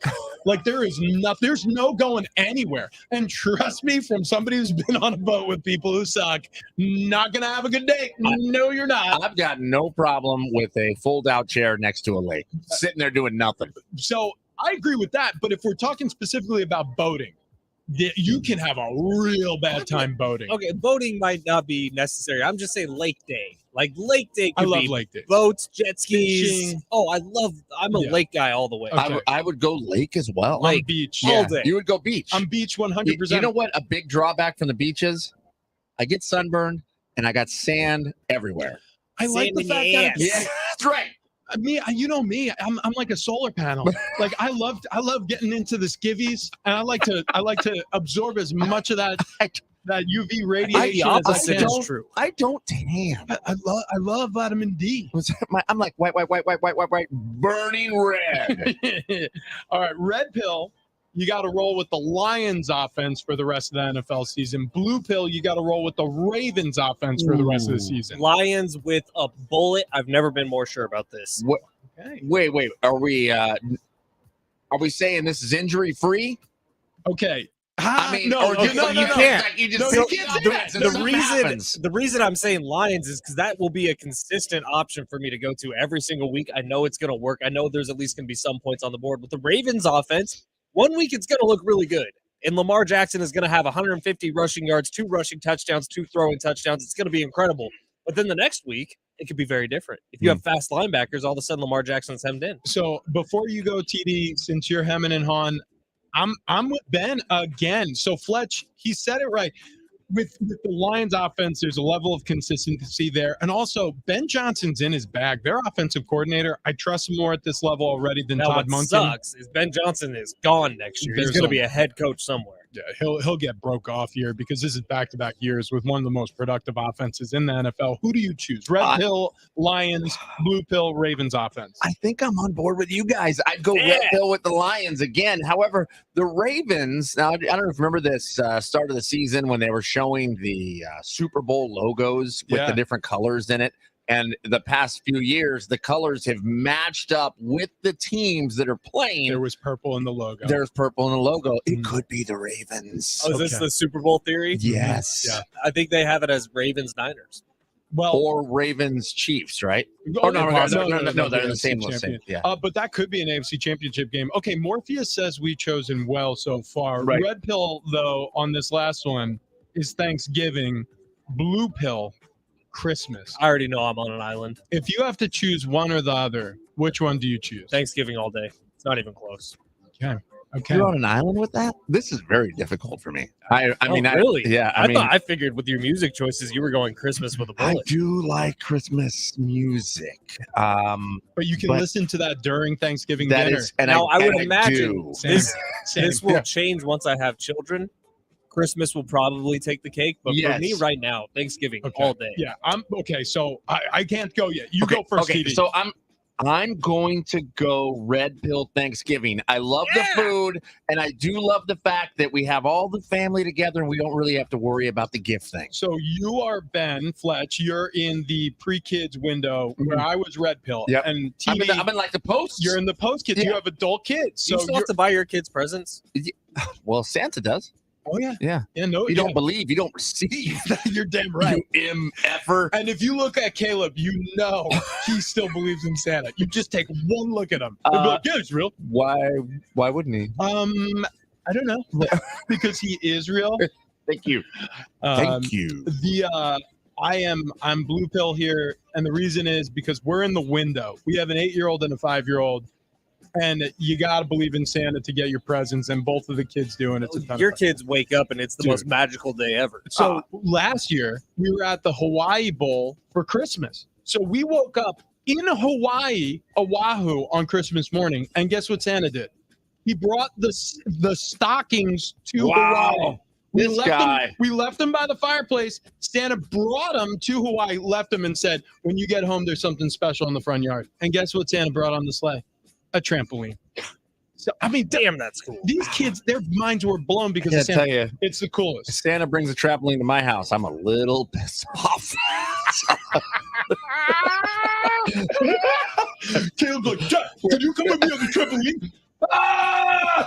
By the way, we had a lot of fun last year watching some of the trailers of like the horror Christmas movies that were coming out. Yeah. You guys remember that? Yeah. Did you end up watching Violent Night? No, It was fantastic. Yeah, you know what got really good reviews? Maybe we should do a viewing, like Dude, a show it viewing was- of this in our not It our was office. Maybe hysterical. we can do it in the parking lot. In the and have people action- come down. The action was pretty awesome. Like it was so violent. Violent Night, 2 thumbs up from Fletch, and that was red pill, blue pill. We do it every single Wednesday when we remember. Okay, coming up next, we got to get into the Padres. Couple updates there, but before we run, want to talk to you about your San Diego County Toyota dealers. I've never been more happy with a car selection in my entire life.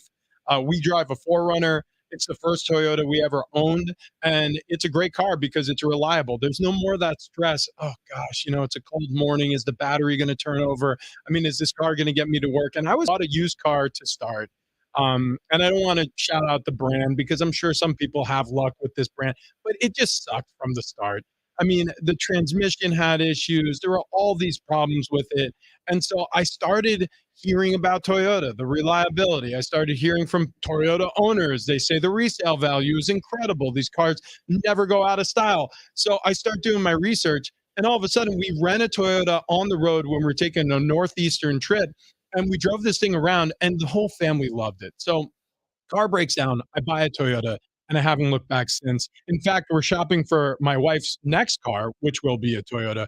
We've been looking at that Highlander. But if you're looking for an SUV, small or big, they got you covered. If you're looking for a pickup truck, heavy duty, light duty, they got you covered. If you're looking for a car, they've got a huge array of cars. Also, they have their Beyond Zero lineup of Toyota's electrified vehicles, which is for you too. You go to San Diego County Toyota dealers, you're going to be buying a gas-sipping model like the Prius, which I get opportunities to drive when I go up and visit the in-laws in LA. It's really awesome. It's way spacious on the inside, more than you'd think in terms of room, headspace. I'm 6'3", 260. I have no problem in that car. It's really, really cool. So head to Toyota.com for more details on the full lineup. New vehicles arriving daily at your San Diego County Toyota dealers. Toyota, they make it easy. Coming up, some Padres notes to pass along. That's next. Big Rich, Didi, and Fletch.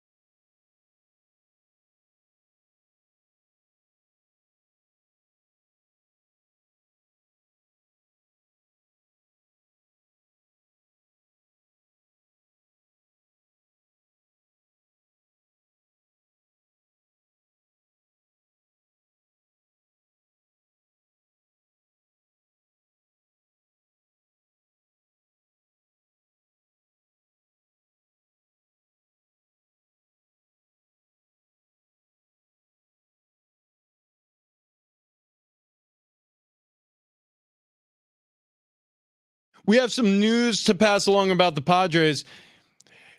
It's not good. All right, that's next.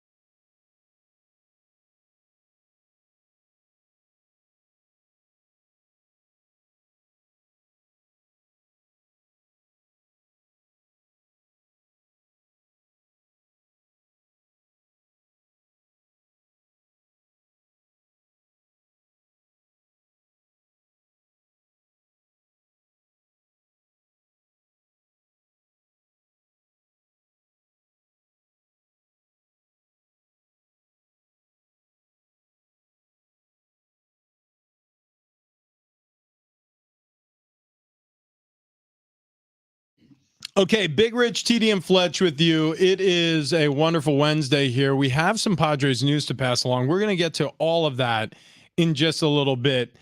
But first, we've unearthed something about our very own TD that none of us knew.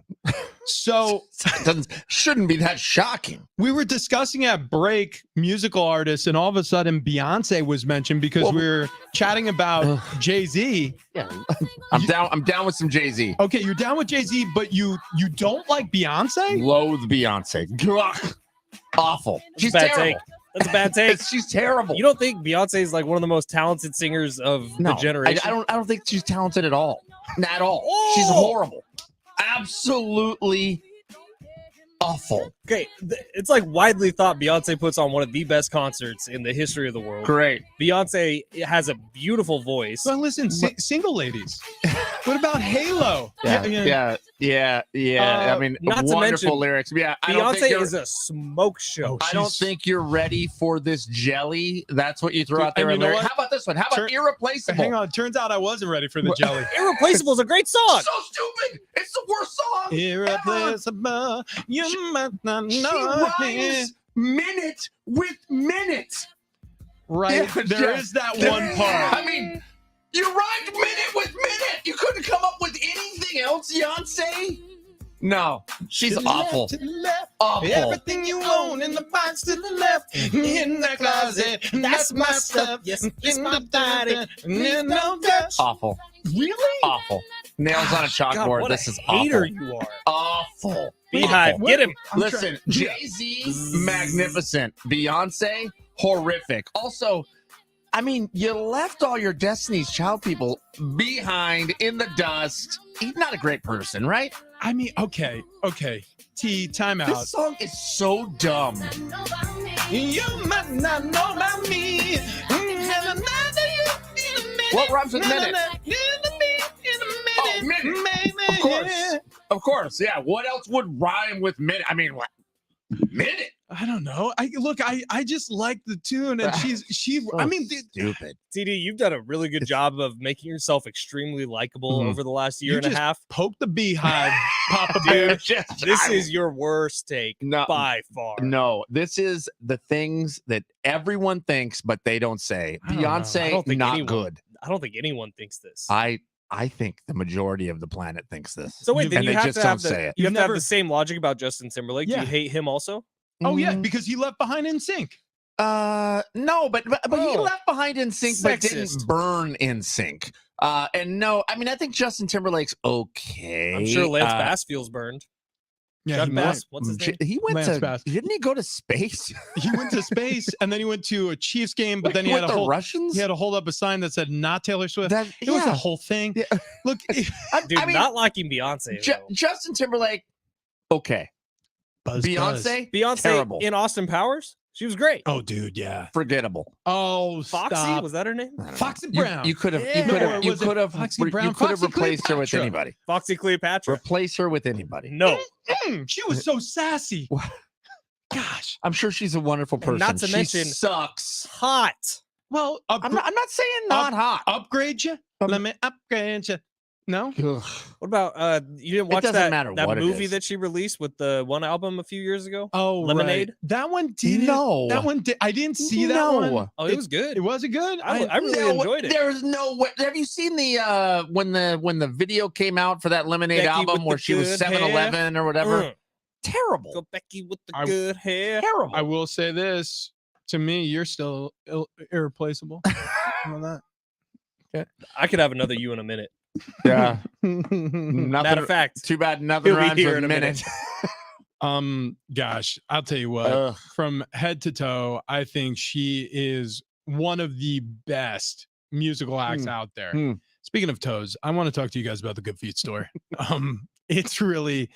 It's a thing that's taken over. And if you are the unindoctrinated, I don't blame you, but this is super simple. You just go to a Good Feet store and they'll get you some arch supports. If you don't know what that is, it's defined by the word itself. It supports your arches. So you have arches in your feet. Turns out you have 4 of them. Didn't know that until I went to a Good Feet store. But they put these arch supports in your shoes, and what it does is it builds a stronger foundation for you to walk. You're going to find you have better posture when you're walking around, when you're standing around, especially standing. People don't realize how hard it is to stand for a long time until they have a job that requires it, or you're at a theme park with the kids and they're hanging off of you. They're asking for your cell phone. They're asking for, treats and snacks out of the backpack, and you're on an hour-and-a-half line at Universal or Disneyland, and you're just like, gosh, what are we doing? Like, yeah, your body all of a sudden starts hurting. Well, with these arch supports, it hurts a lot less. In fact, what I found wearing these every single day is the cumulative effect is I no longer struggle with back pain daily. My knees have never felt better. Your ankles, your feet, your hips, whatever you're struggling with in terms of joint pain, you're just going to feel it fade away. It's incredible. I don't know how to describe it. They do, because it's science and they figured it all out. So go to the Good Feet store. They're going to give you a try before you buy, a free test walk, and you'll walk out of there with them or without them. They don't push you. They're just trying to offer you what they think you need to live your life to the best of your ability. Goodfeet.com for more information. Tons of locations. Find one near you. Okay, coming up next, bunch of quarterbacks coming back in the NFL. We still didn't get to that little Padres note and nugget. We got to do that on the other side. Not great news, maybe not bad news all the way. We'll explain coming up next.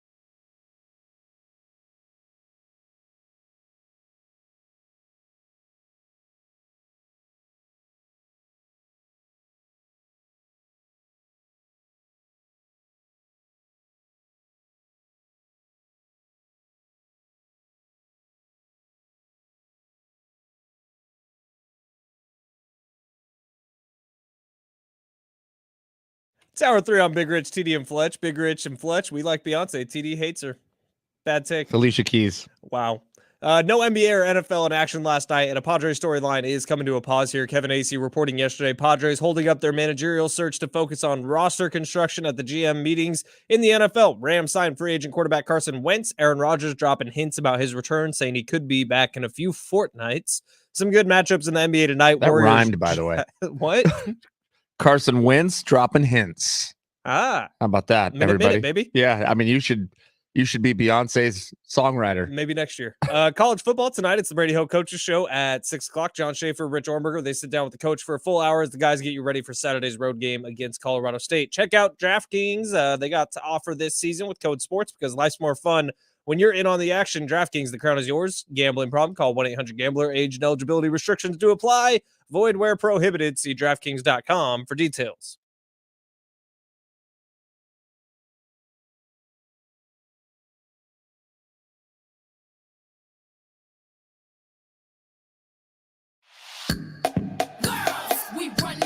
Oh, God. Big Rich, TD, and Fletch with you. Good morning. Happy Wednesday to those who celebrate. Today we celebrate girls with Beyonce. Why would you put, like, seriously, like, play anything from Alicia Keys? Okay, Alicia Keys is also awesome, but I use the operative word. She's like an artist. It's also because Beyonce is too amazing. I can see you. Hello. This is like a joke. This is like a joke. Well, this one was. This is like a goof. This one. This is from the Charlie's Angels. Oh no. No, that was a different one. The one Single Ladies was from Charlie's Angels, right? No, maybe there was another no. Oh, I think this was it. No, that wasn't it. This wasn't it. Oh no, this was because, in Bridget Jones' Diary or whatever. Yeah, good movie. Yeah, which I never saw. I never saw that. What is she, a lawyer or something? Yeah. Unlucky in love, I hear. Beyonce, Charlie's. Oh, it wasn't Beyonce. Oh, it was I burned Destiny's Child, I think. The hell out of Independent my Women. tongue. You guys have to try. Oh yeah, it was Destiny's Child. You guys have to try some of the coffee I just brewed. Good? Yeah, it's brand new. The pot that's under the coffee, but I triple bagged it. Triple bagged? Holy You crap. triple bagged? Okay, I couldn't fit all of the third bag. I'm curious. Like, I don't think the caffeine content goes up just because there's more grounds, does Well, it? We about to find out, Chief. Why wouldn't it though? I think the flavor just it would gets have to. stronger. Oh, No, no, it would have to. It would Yeah, have yeah, to yeah. go up. Yeah, because I mean, More concentrated, maybe? Yeah.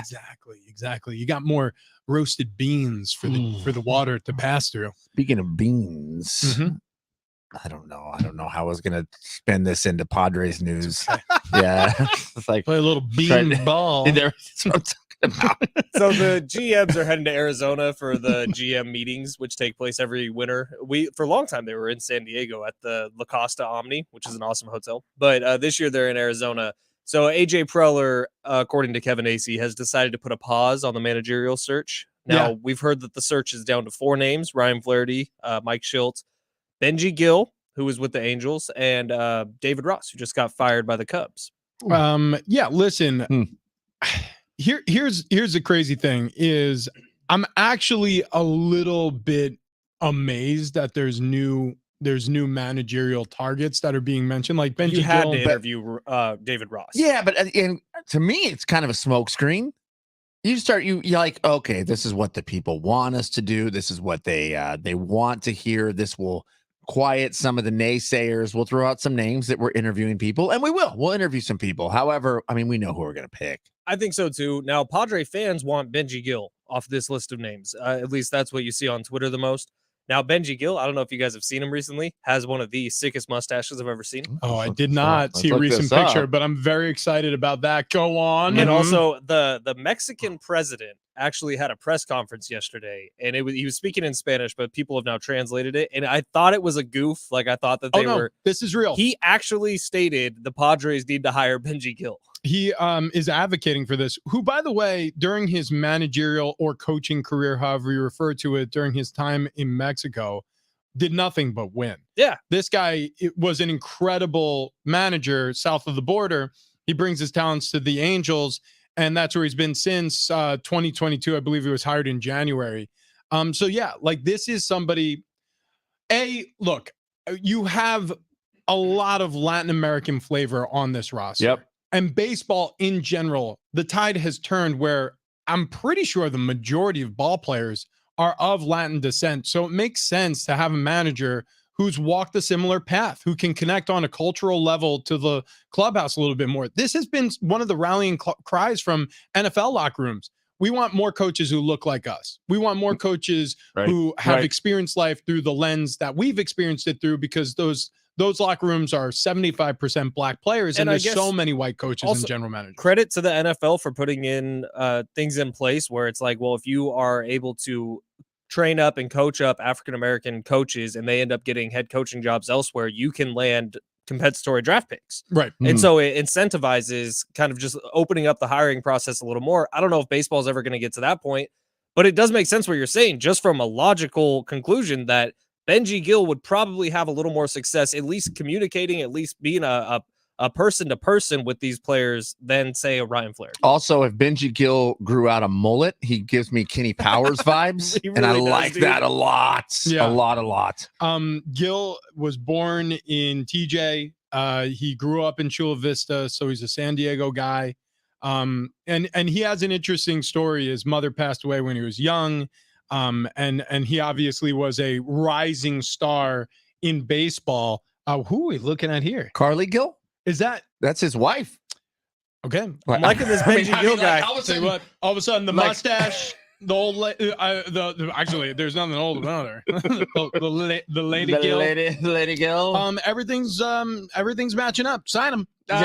Search is over. You make this happen. I love how we're like, sweet mustache, hot wife. Let's sign him. Like, right. Sight I mean, you do a quick Wikipedia search, and I'll say everything lines up here, guys. Hey, she reposted 13 hours ago a Darren Smith Show podcast. I'm convinced she's going to repost this one as well. So, as shocking as TD's revelation is that he doesn't like Beyonce and thinks she's a bad singer, it's not that I think it. She's not good. Wow. Okay. So I mean, this is factual. The majority of the world would hardcore disagree with you, and I think really come after you for this. The text line singing a different tune. They agree 100% with Travis Dale. Thank you. What did I say? I said it's the things people think. They just don't say it. Yeah, he's saying the quiet parts out loud. Yeah. Thank you. Beyonce can't sing and needs 16 songwriters. Thank you. And they still can't rhyme minute with anything. Travis is so right. Beyonce's voice is insufferable screaming. Please play some Linda Ronstadt. Wow. Yes. To make up for it? Yes. I don't know who that is. That is kind of the but to me, like, there's a little bit of like antidote. Like what do you call it? Strawberry and vanilla ice cream. You could have a favorite, but they can both be good. Yeah, but Beyonce's like I guess I don't even know. Like, I don't even know what ice cream she is. Like songwriting, sure, go ahead, blame that. Okay, but her voice, it's mediocre. It's beautiful. It's mediocre. I also want to pass this along. It's fine. It's good enough for pop, but the songs are so dumb. By the way, most of the songs she's not even singing. It's like this weird rap thing. Some of our favorite songs are super duper dumb. Like some of the best songs ever sung are so dumb. Like drop them out, let me see them.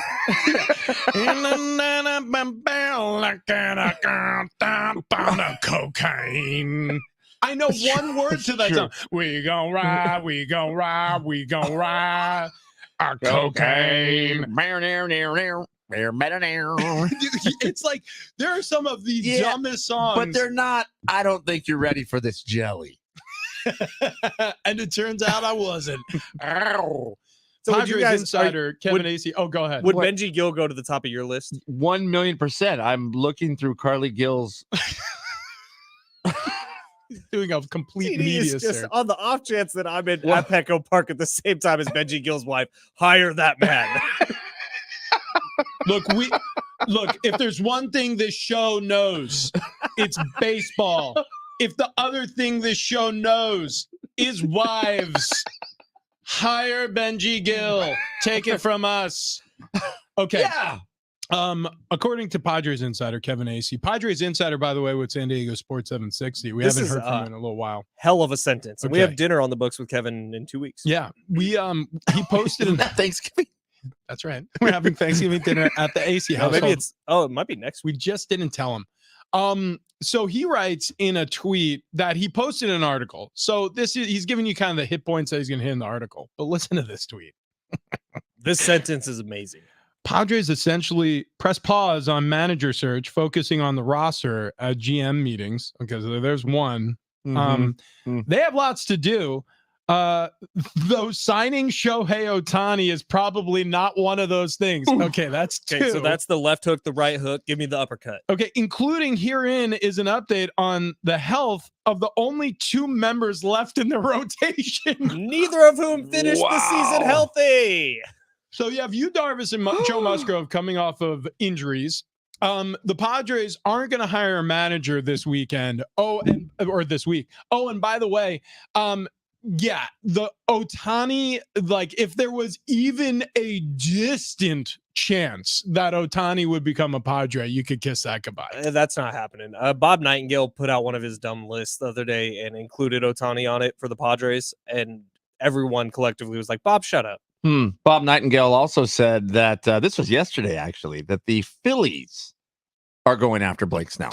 I think a lot of teams are going to be going after Blake Snell. Well, apparently they're the top of the list. Good for them. Okay. He's about to win a Cy Young Award, his second of his career. Like a lot of teams are going to be in on the Blake Snell sweepstakes. This sort of feels like a little bit of the evil you don't know is better than the evil you do. Like they're letting Aaron Nola walk and they're going to welcome in Blake Snell, which may end up being a mistake. I don't know. Here's the problem with Blake Snell is it took him a long time to adjust to San Diego, like a half season and change long. So if the Phillies feel like their window is open right now, based on past experience, and I'm sure his agent is trying to spin this 8 ways to Tuesday, probably talking a lot of stuff about the Padres coaching staff and saying it wasn't Blake. It was just this terribly organized front office and coaching staff and blah, blah, blah. Might not even be a lie. Yeah. Which, who knows? Maybe it's true.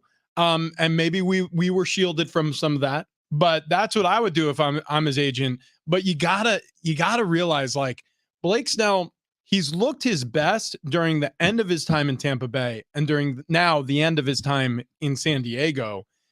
He's kind of slow to warm up, which is a really good thing if you're a top of the line starting pitcher, because heading into contract seasons being really, really good. Yeah, it's not. You're going to get paid. Good for Snell, bad for the franchises that Snell works with, or I should say, he's probably going to be the highest paid free agent starting pitcher going into next season. I would imagine it's going to be a 5-year, big time, hundreds of $1 million deal, and good for Blake Snell. But it's probably not going to be with the San Diego Padres, who did do a qualifying offer. That means absolutely nothing. Biggest issue on that list of 3: Shohei Ohtani not going to be a Padre. Manager not going to be signed this week, or the health of the rotation and the fact that there are only 2 starters on the staff right now. Has to be the rotation. 1,000,000% the rotation. And AJ Preller kind of spun gold this last offseason, like credit where credit's due, getting Seth Lugo and Michael Wacha and having them perform the way that they did. Now, it didn't lead to anything. They missed the playoffs, but those 2 weren't the reason why. In fact, they were reasons that this team was where it ended up with a winning record. So can he do it again? Like, it's not easy to do. The whole GM pause search on new GM doesn't seem to bother me at all. I making sure there's a new GM in place doesn't seem new manager. God, I found that 2 days in a row. A new manager. AJ is searching for his replacement. It's like Very Belichick trading himself. Listen, looking for a new manager, it doesn't affect me, just because I feel like no matter who they put in there is just going to be a bit of a puppet. Imagine I mean, that's my gut. He signs J.A. Relper as his general manager, and it's just him wearing a mustache. Like, where's AJ? Oh, he said he needed to take the day off. Anyways, any questions, just direct them toward me. Here's everyone's iPad.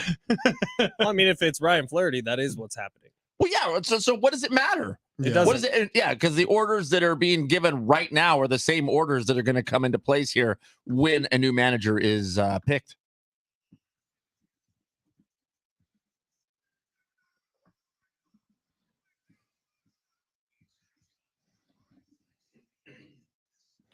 Well, boys, a few different mobile quarterbacks are coming back. Justin Fields coming off the thumb injury. Looks like he's going to play this week. Thursday nighter against Carolina. God, sorry, Al Michaels. Bears, Panthers on Thursday Night Football. Kyler Murray also looks to make his return this week with the Arizona Cardinals after missing since like week 15 last year. He tore his ACL. He will try to make his return this week. In the NBA, 0 games last night because of a rule put in during the pandemic where players asked for the next part of their CBA to not have games on voting days. Right. So Doesn't make much sense to me. So we didn't have NBA basketball last night on a night where the NBA really could have benefited by having basketball. Rich, you brought it up before the show, but I thought it was a good idea. Maybe we can hit it a little later. The NBA should just do Tuesday, Wednesday, Fridays during the NFL season. Honestly, that's it. Carried over until off season too. I mean, what are you doing on a Tuesday or Wednesday night normally? Like, it sort of feels like those are the off nights. Yeah. Friday night, you might have plans, but Make the Friday night the big games. Yeah. And you'll get people at bars watching them. College football tonight, it's the Brady Hoke Coaches Show at 6 o'clock. John Schaefer, Rich Ornberger, they'll sit down with Coach Hoke for a full hour, getting you ready for Saturday's road game against Colorado State. And we mentioned yesterday that the Aztecs popped up in KenPom. They went up 5 spots in KenPom. It looks like the AP poll, they're trending up from the 17 spot. Coaches poll holding steady at 15. Want to get to, since you mentioned the NBA and them having the night off last night. Good games tonight. Good Warriors, games tonight. Jazz, that's a good one. Resume the action. There's been a lot of controversy. I don't want to call it controversy. That is way too strong of a word. But there has been a lot of confusion about this in-season tournament. And as a matter of fact, the players themselves are confused. This is the worst. This is the absolute worst. When you're looking for an endorsement from anybody, you would assume people who are hawking the product, people who are the product, like the players themselves, are going to be the people who you need to rely on to have the most buy-in. Well, Bones Hyland of the LA Clippers, this was how he responded when he was asked about the in-season tournament. Extra motivation for you guys? I'm not even gonna lie, I don't even know what's going on.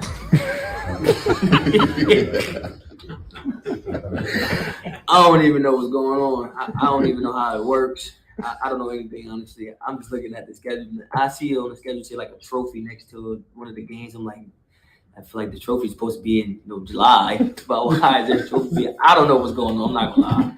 Okay. I couldn't agree more. Yeah. It's bad. The in-season tournament seems so dumb. I honestly don't understand it. I mean, how is this going to make the season better? I mean, you're just going to do a quick playoffs right in the middle of the season, so then you can go back to the season and then go to the playoffs. I'm going to read this to you. This is insane. So the NBA in season. This is the only time we're going to do this on the show, because this is so difficult to understand. It doesn't even matter. Get your legal pads out. Start taking notes. The NBA in-season tournament is a 67-game tournament that's built into the NBA's regular season schedule. It has 2 stages. The group stage. Each of the 30 NBA teams play 4 games in the group stage. The teams split into 6 pools of 5 within their conferences, randomly assigned based on their record in previous season. And all those games count towards regular season games. The result of these games count toward the regular season standings and determine which teams advance to the knockout round. The knockout round. The top 8 contenders advance to the knockout round. That leads up to the semifinals in the early December and the championship in Vegas. The top team from each group advanced to the knockout stage, along with the team with the best record from the group play that doesn't win the group in each conference. There's a cash incentive for winning for the winning team with $500,000 per player. Other teams that make the quarterfinals, semifinals receive smaller prizes ranging from $50,000 to $200,000 per player. The total prize pool is about $18 million. That's how it works. This is the dumbest idea ever conceived of by any sport league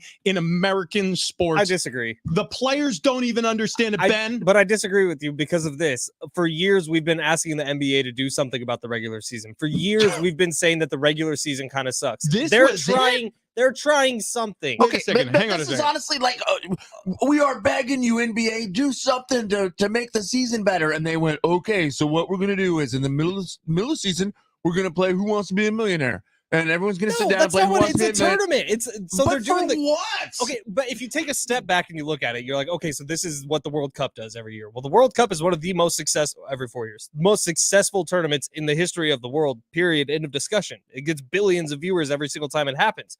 So the NBA is trying something to attract more people. And right now, the group stage, which it's not impacting anybody, by the way. Sometimes there's different courts. Okay, big deal. The group stage is happening right now. it's not fair to judge it on this. It's fair to judge it once it gets into the knockout, once it gets to the midseason championship. Listen, say you have a hunger problem you're trying to solve, and you go, you know what the best part of a meal is? Dessert. So we're going to give everyone ice cream. That's what this is. They're saying, what's the best part of the NBA? Okay, guys, everybody think. So there's Adam Silver sitting at the front of the board table, and he's like, everybody close your eyes. Think about the best part of the playoffs. The playoffs. So let's do it every week. We're going to have playoff games every week, guys, right? Right? Okay, so all the hungry people get ice cream. Everybody gets playoffs every week. Everyone's happy. This isn't how life works. Because guess what? Dessert every single day sucks. So, but would you rather Too them much just birthday cake. would you rather them just roll out the same product every year and expect people to somehow get better? I like ideas. I am not somebody who's attached to ideas. I think certain good ideas can become bad ideas. And I think vice versa. Sometimes bad ideas can become good ideas. I'm hopeful that this terrible idea turns into a good idea, but I'm not going to defend a bad idea. This We is don't stupid. know that it's a bad idea. Bones Highland is an NBA basketball player, has no idea how this works. And he's not the only one. Other people have been interviewed. I think Damian Lillard had an on-court interview. Damian Lillard is one of the stars of this league. If Damian Lillard doesn't know how this works, then none of us have a chance. I just read it to you. Do you have any idea how this works? Yeah, because I read the same article and I did some research on it beforehand. But okay, so each game counts towards. You know exactly how this works. It's a round robin deal at the beginning where everyone is going to play each other in the groups. Whatever the best For records 4 are, it goes games? into a knockout stage, and then the The knockout stage alone is mind-bendingly It's difficult. soccer. It's what The soccer top does 8 every year. contenders advance to the knockout round, leads up to the semifinals in early December championship in Vegas. The top team from each group advances to the knockout stage, along with the team with the best record in group play that doesn't win each group. And Wait, so but this tournament, is so dumb. this tournament doesn't even take place as like one separate tournament. No. It's like spread out over months. No, because Like, season we're- long. this Because is tournament here's time. the issue. So if you wanted to do an in-season tournament and you didn't, and you wanted it to be a standalone thing, right? Players would complain about adding extra time on. So that puts the NBA in between a rock and a hard place. So they say, okay, well, these are still going to count towards regular season games. This is the only way that works. I'm not mad about it. The NBA is trying something. The courts look cool.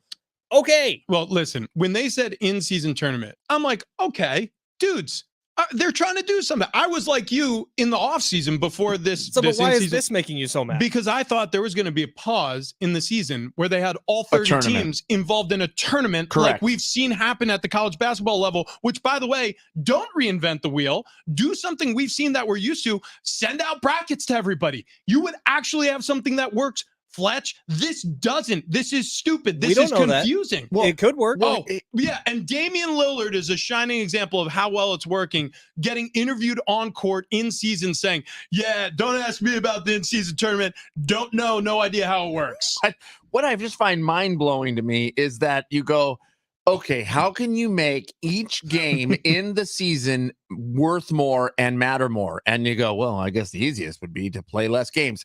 No. That's insane. That's insane. And they'll never do it. Well, I mean, I know Yeah. why. I get it. You're trying to get money off of how much you can make for each game that's being aired on television. But the thing is if you had less games, you would charge more because you'd have more eyeballs on those games. Less is more. Okay, less games in Major League Baseball, less games in NBA, Less weight. less weight. I mean, Let's I think wait. I'm the smallest NBA fan here. I don't like the NBA. It makes me mad. I like college Smallest basketball. because you've lost 50 pounds. With Yes. SD Fat Loss. And I'm willing to give this a shot, and you guys aren't. It's mind-blowing. Well, So, TD, tell me about I how mean, much I weight don't I've lost. think I have a choice. I'll be giving it a shot. Yeah, But but I don't defend bad ideas. I defend good ideas. We don't know that like it's a bad idea yet. SDFatloss.com, it's Ben. a fantastic idea, Yeah. Ben. Fantastic idea. I got a very nice compliment yesterday in the hallway when sales manager B-Dub goes, hey, TD. And I turn around and he goes, man, your neck doesn't look like a spare tire at all anymore.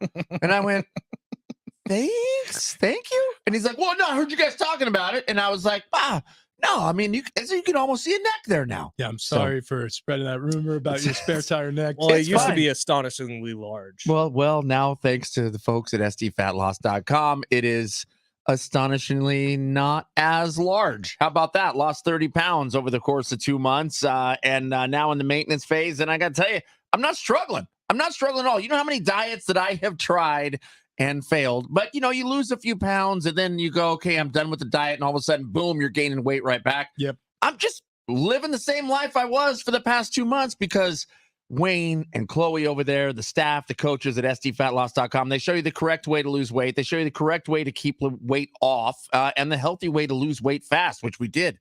2 months, 30 pounds, Rich, 35 plus.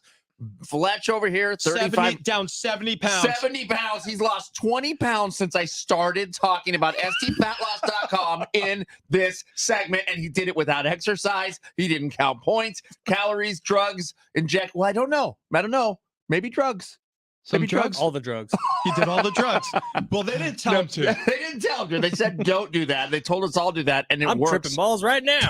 30 pounds lost in 2 months. I don't know what else you could say as far as a testimonial. It's absolutely insane. So go there right now, sdfatloss.com. Schedule your free consultation today. They will take care of you just like they took care of us. sdfatloss.com. Absolutely love them. Beyonce is queen. Queen Bee? No, she just calls herself that. She just, I mean, No, but we can call her that. TD is king. Of the nerds. We did mention that too. Yeah. We said it and people have repeated it. All right. A lot of quarterbacks coming back after a respite, whether it be from injury or bye weeks. We'll break down who's going to have the most impact on their team in their week coming up next. Big Rich, CD Fletch.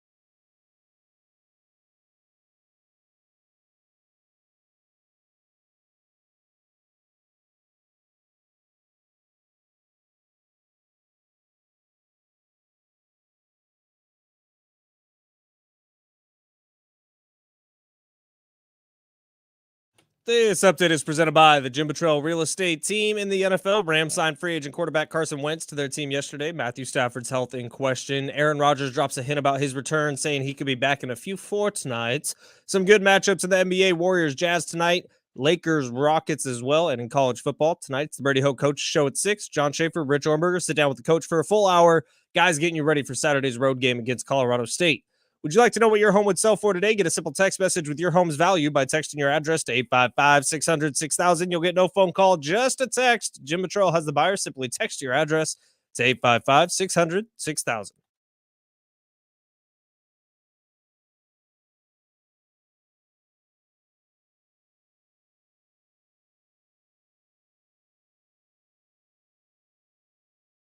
Big Rich, Sheedy, and Fletch, San Diego Sports 760. Tomorrow we will be broadcasting live from Warrior Foundation Freedom Station 2 because the Warrior Foundation Freedom Station Give-a-thon will be underway. It'll be happening all day, a day we get to say thank you to our local Warriors by raising money to send ill and injured service members home for the holidays, and we need your help. So be listening. Make sure you can jump on there. It's brought to you by Unicorn Jewelry and Watch Boutique, West Automotive Group, and MSC Landscape. Love that. Love that. Can't wait. It's going to be an early start for us in the cold out there at the Freedom Station number 2, but great cause. So be listening all day for opportunities to donate to an amazing organization where they do terrific things for active and retired service member. And 90 cents of every dollar donated goes directly to the Warriors. It doesn't look, I don't even want to go down this wormhole, but there's a lot of places, a lot of shops that say they're doing great work for their community where they're really not. They're not affecting change. There's a lot of people who are profiting from it. This isn't one of those organizations.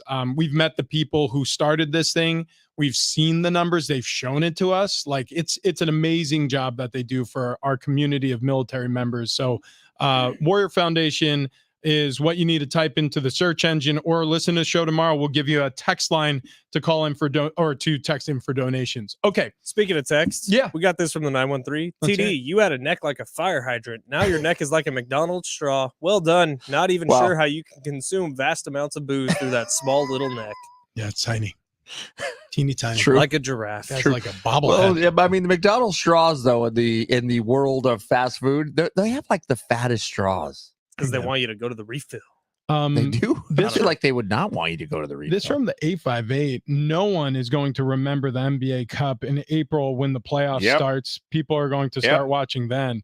Yeah, but if it gets an additional couple million viewers during the regular season, Well, it's going to get a couple million viewers who are going to tune in to go, what is this exactly? And then I have a feeling they'll go, okay, talk to me when it's done. I'm really curious if they get guys playing. See, the biggest problem I have Yeah. with this tournament is I don't think you're going to be able to effectively incentivize stars to stay on the court if they're nursing nagging injuries, if they need rest time. Like I could see some of these NBA Cup games being disrupted by having multiple starters on the bench, like just being like, it's not my night to play, so I'm not going to play. You know, look, again, I'm not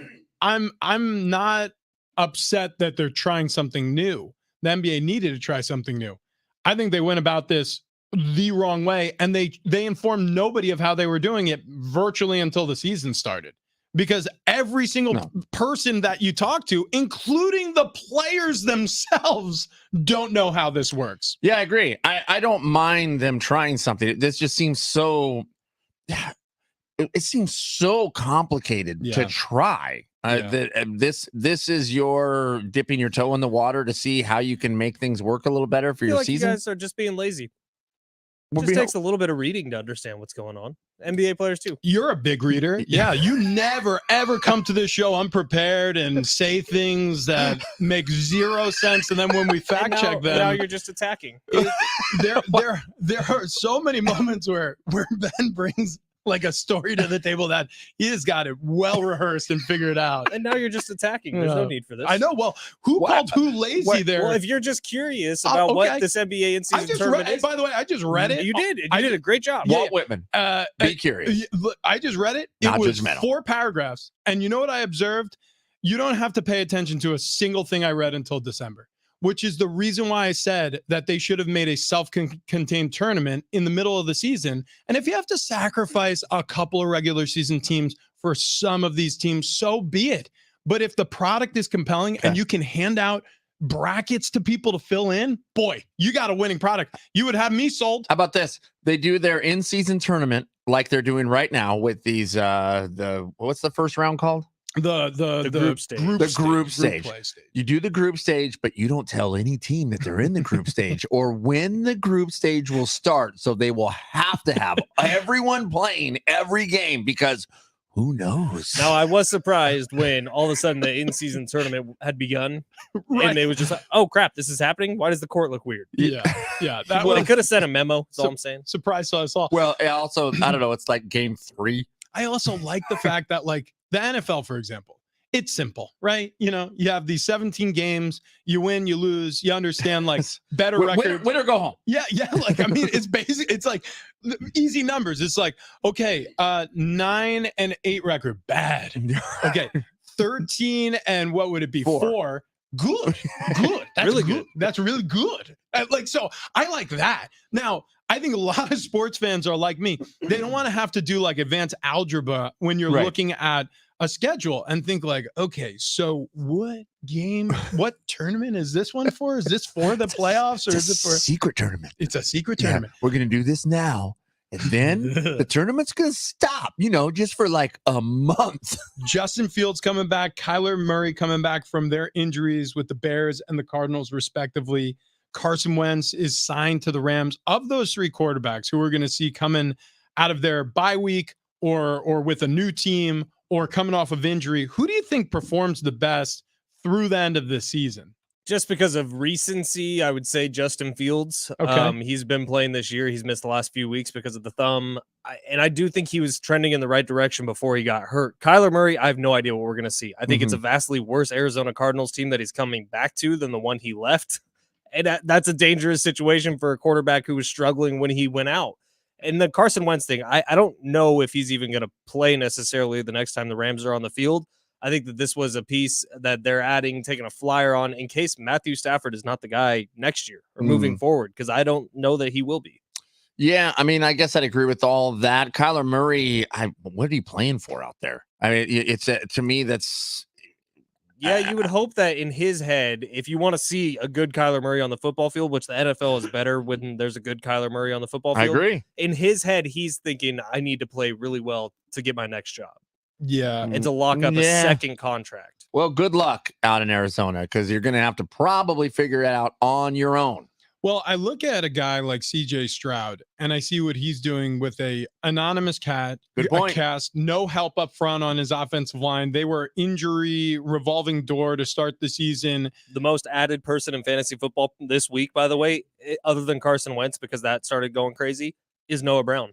Yeah, look, he's made, first of all, if you look around the roster, there is a decidedly like Dallas Cowboys slant with a lot of the guys who are getting. Schultz is obviously having a good season. He always kind of has a good season, and he was a Cowboy. Noah Brown came from the Cowboys. Now, Tank Dell and Nico Collins both kind of came out of nowhere. Nico Collins in his 3rd year, Tank Dell a rookie. They've really been impact players in the passing offense for the Houston Texans, and CJ Stroud is working with nothing, like we just mentioned. None of those guys really jump out as like a top player at their position. 5 touchdowns, 447 yards. Kyler That's Murray, outrageous. if he's worth his salt in the NFL, again, unfortunate to come for a lot of these quarterbacks, but if Stroud can do it with what he's working with in Houston, then there's no excuses for the rest of these guys. Yeah, but I mean, I don't know. CJ Stroud, watching this guy play, is on another level than Kyler Murray. I mean, Kyler Murray. I always said that about Kyler too at times. At times, his rookie and second season, you're like, oh, he does have special. They got to figure out the coaching. They got to figure out other things around Arizona. But Kyler Murray has special talent, and he's overcome a lot in terms of his obvious physical deficiencies. Wow. I know. Well, he's short. Golly, yeah. taking swings at everyone. Kyler Murray is short. You give this guy like 1 hour less sleep, and he just comes out swinging. Why is from that? everywhere. Everyone talks about Ripping. Kyler Murray's height. No. I feel very Ripping. attacked What today. about Doug Flutie? How tall was Doug Flutie? Yeah. Short. That was a problem. The ripping and the tearing, Yeah. the ripping and the tearing. This is what Ben's Did about did today. anyone ever have any Flutie flakes? Oh yeah. Were they good? Yeah. Were they like Frosted Flakes? Yeah. I Wait, mean, they tell were me just, about a Flutie Flake. I've never heard of this. so he had his face on a it was kind of like the Gronkos. Remember those? Yeah. came Oh, out? yeah. They just take a normal cereal and they just put somebody's name on it. And but yeah, I don't know why. They just taste better because in between every bite with the milk and the flakes, there's a little Flutie. By the way, first thing that comes to your head when you think of Bryce Young, what is it? Bryce Young Flutie height. Flakes. He's a small Oh. quarterback, and he likes And to throw it into the offensive line's back. Yeah, that does happen. Although he's had a couple of decent, better games, I should say, lately. We'll see if it holds up. It takes certain guys a long time at this league level to like catch up. And so rookies I give excuses to. Kyler Murray coming off the injury, you'll give him an excuse because he's going to be working his way back still from the knee.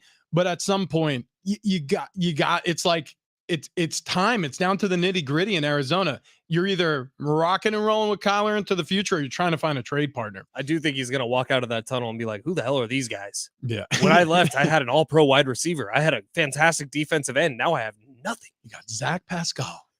He's not even on the sexiest man in the world list, He's People not. Magazine. He's not. But Jason Kelsey is. That's right. Gives hope for us And all. Patrick Dempsey won, McDreamy. which I Don't mean, get you it. know, Don't get it. it's been like 18 years. We talked a lot of NBA today. The NBA season obviously is here. So is their in-season tournament. That is working. Trust us. There's no easier way to get in on that in-season tournament action than with Underdog Fantasy and their Pick'em game. Fantasy, but you can win real money. The Pick'em game is so simple. All you do is pick 2 to 5 players. Select whether they're going higher or lower on their stats, rebounds, points, whatever it is. You can win up to 20 times your money in a single game by going 5 for 5. Legal in California. Tons of fun to play along as you watch your team. I've already done this twice in the NBA season. It's fun. It makes the games more interesting. The fourth quarter, you're glued. Trust me. So NBA, NFL, whatever you're into, this is the app for you. And it's super simple. If you download their easy to use mobile app or you go to underdogfantasy.com, please sign up with promo code XTRA. You're going to be given your first deposit doubled up to $100 plus. New customers will have a mystery special pick live in their Pick'em lobby. That's Underdog Fantasy, promo code XCRA. If you deposit $10 or more, that's going to be doubled up to $100. So if you put in $50, it turns into $100. $20 turns into $40. $90 turns into $180. $100 turns into $200.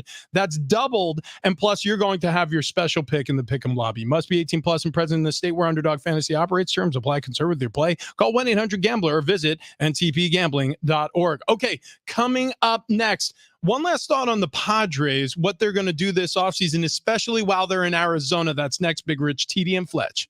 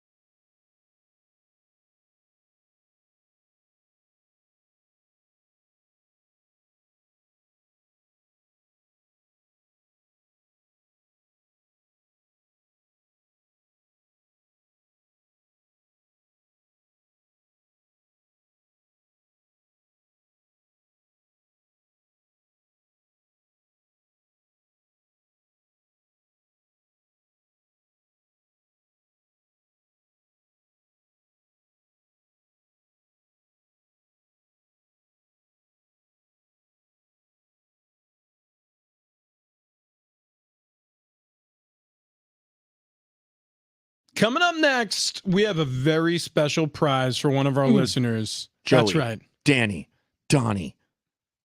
Don't remember the other two. Pair of tickets to New Kids on the Block. The other two will be there. We promise. That's next.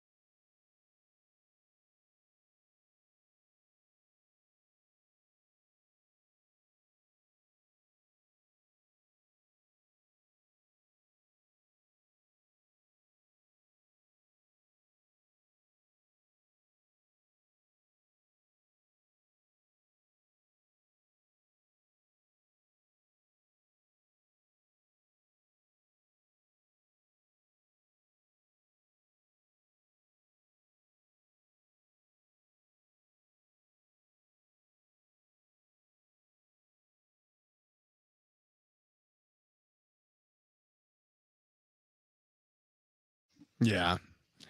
Yeah, this is right now. You're damn right. Whoa, hanging tough. Okay. So if you're listening right now and you love the New Kids on the Block, Check. If we've you're a got blockhead, good news for you. Do they call them that? apparently they do. That's what the Dude, text is it line really? said. For They even real? have blockhead conventions. They do? Wow.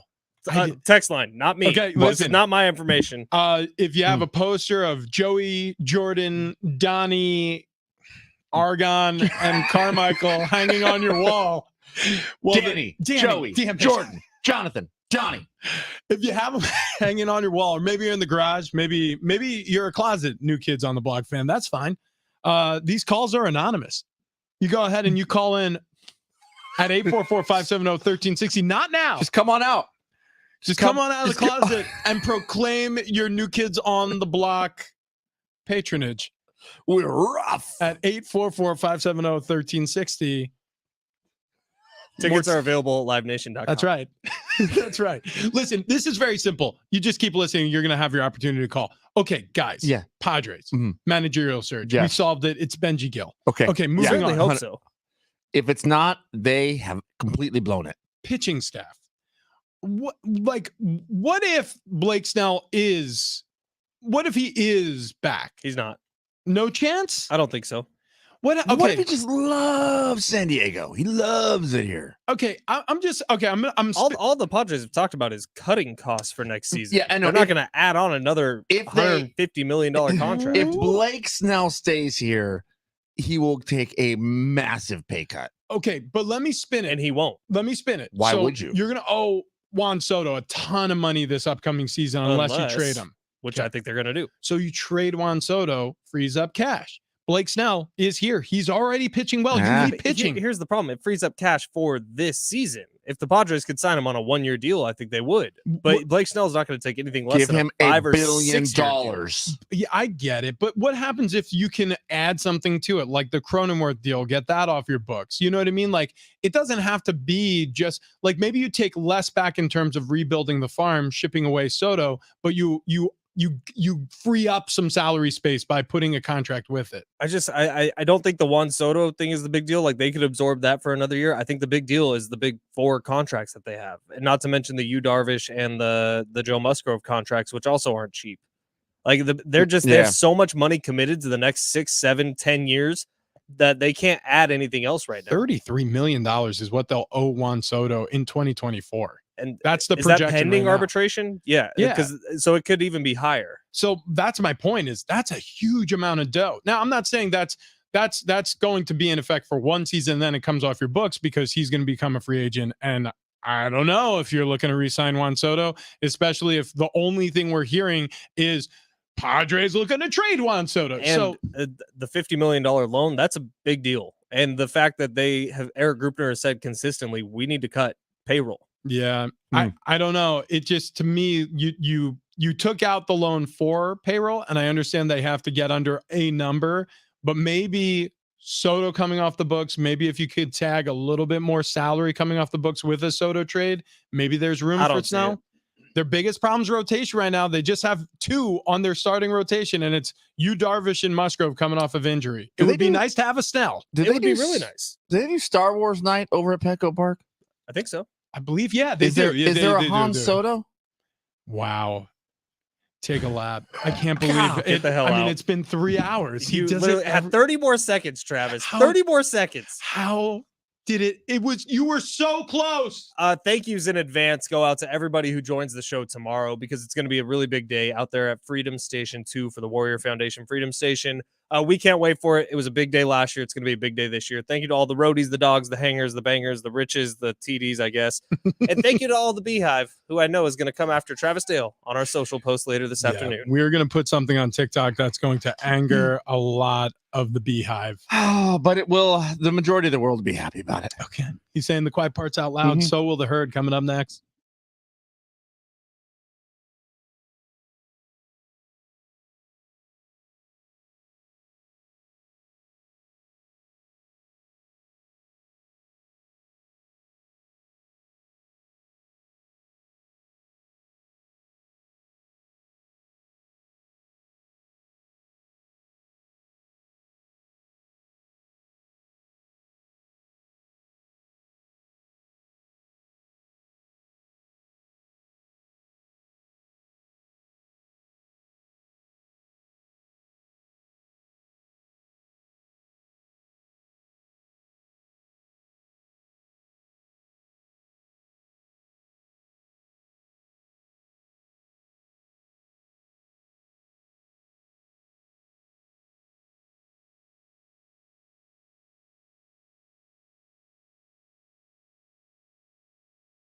Oh my gosh, we forgot to do it. We forgot to do it. New Kids on the Block tickets. We're giving away a pair right now. Caller number 5, 844-570-1360. 844-570-1360. Caller number 5 going to New Kids on the Block.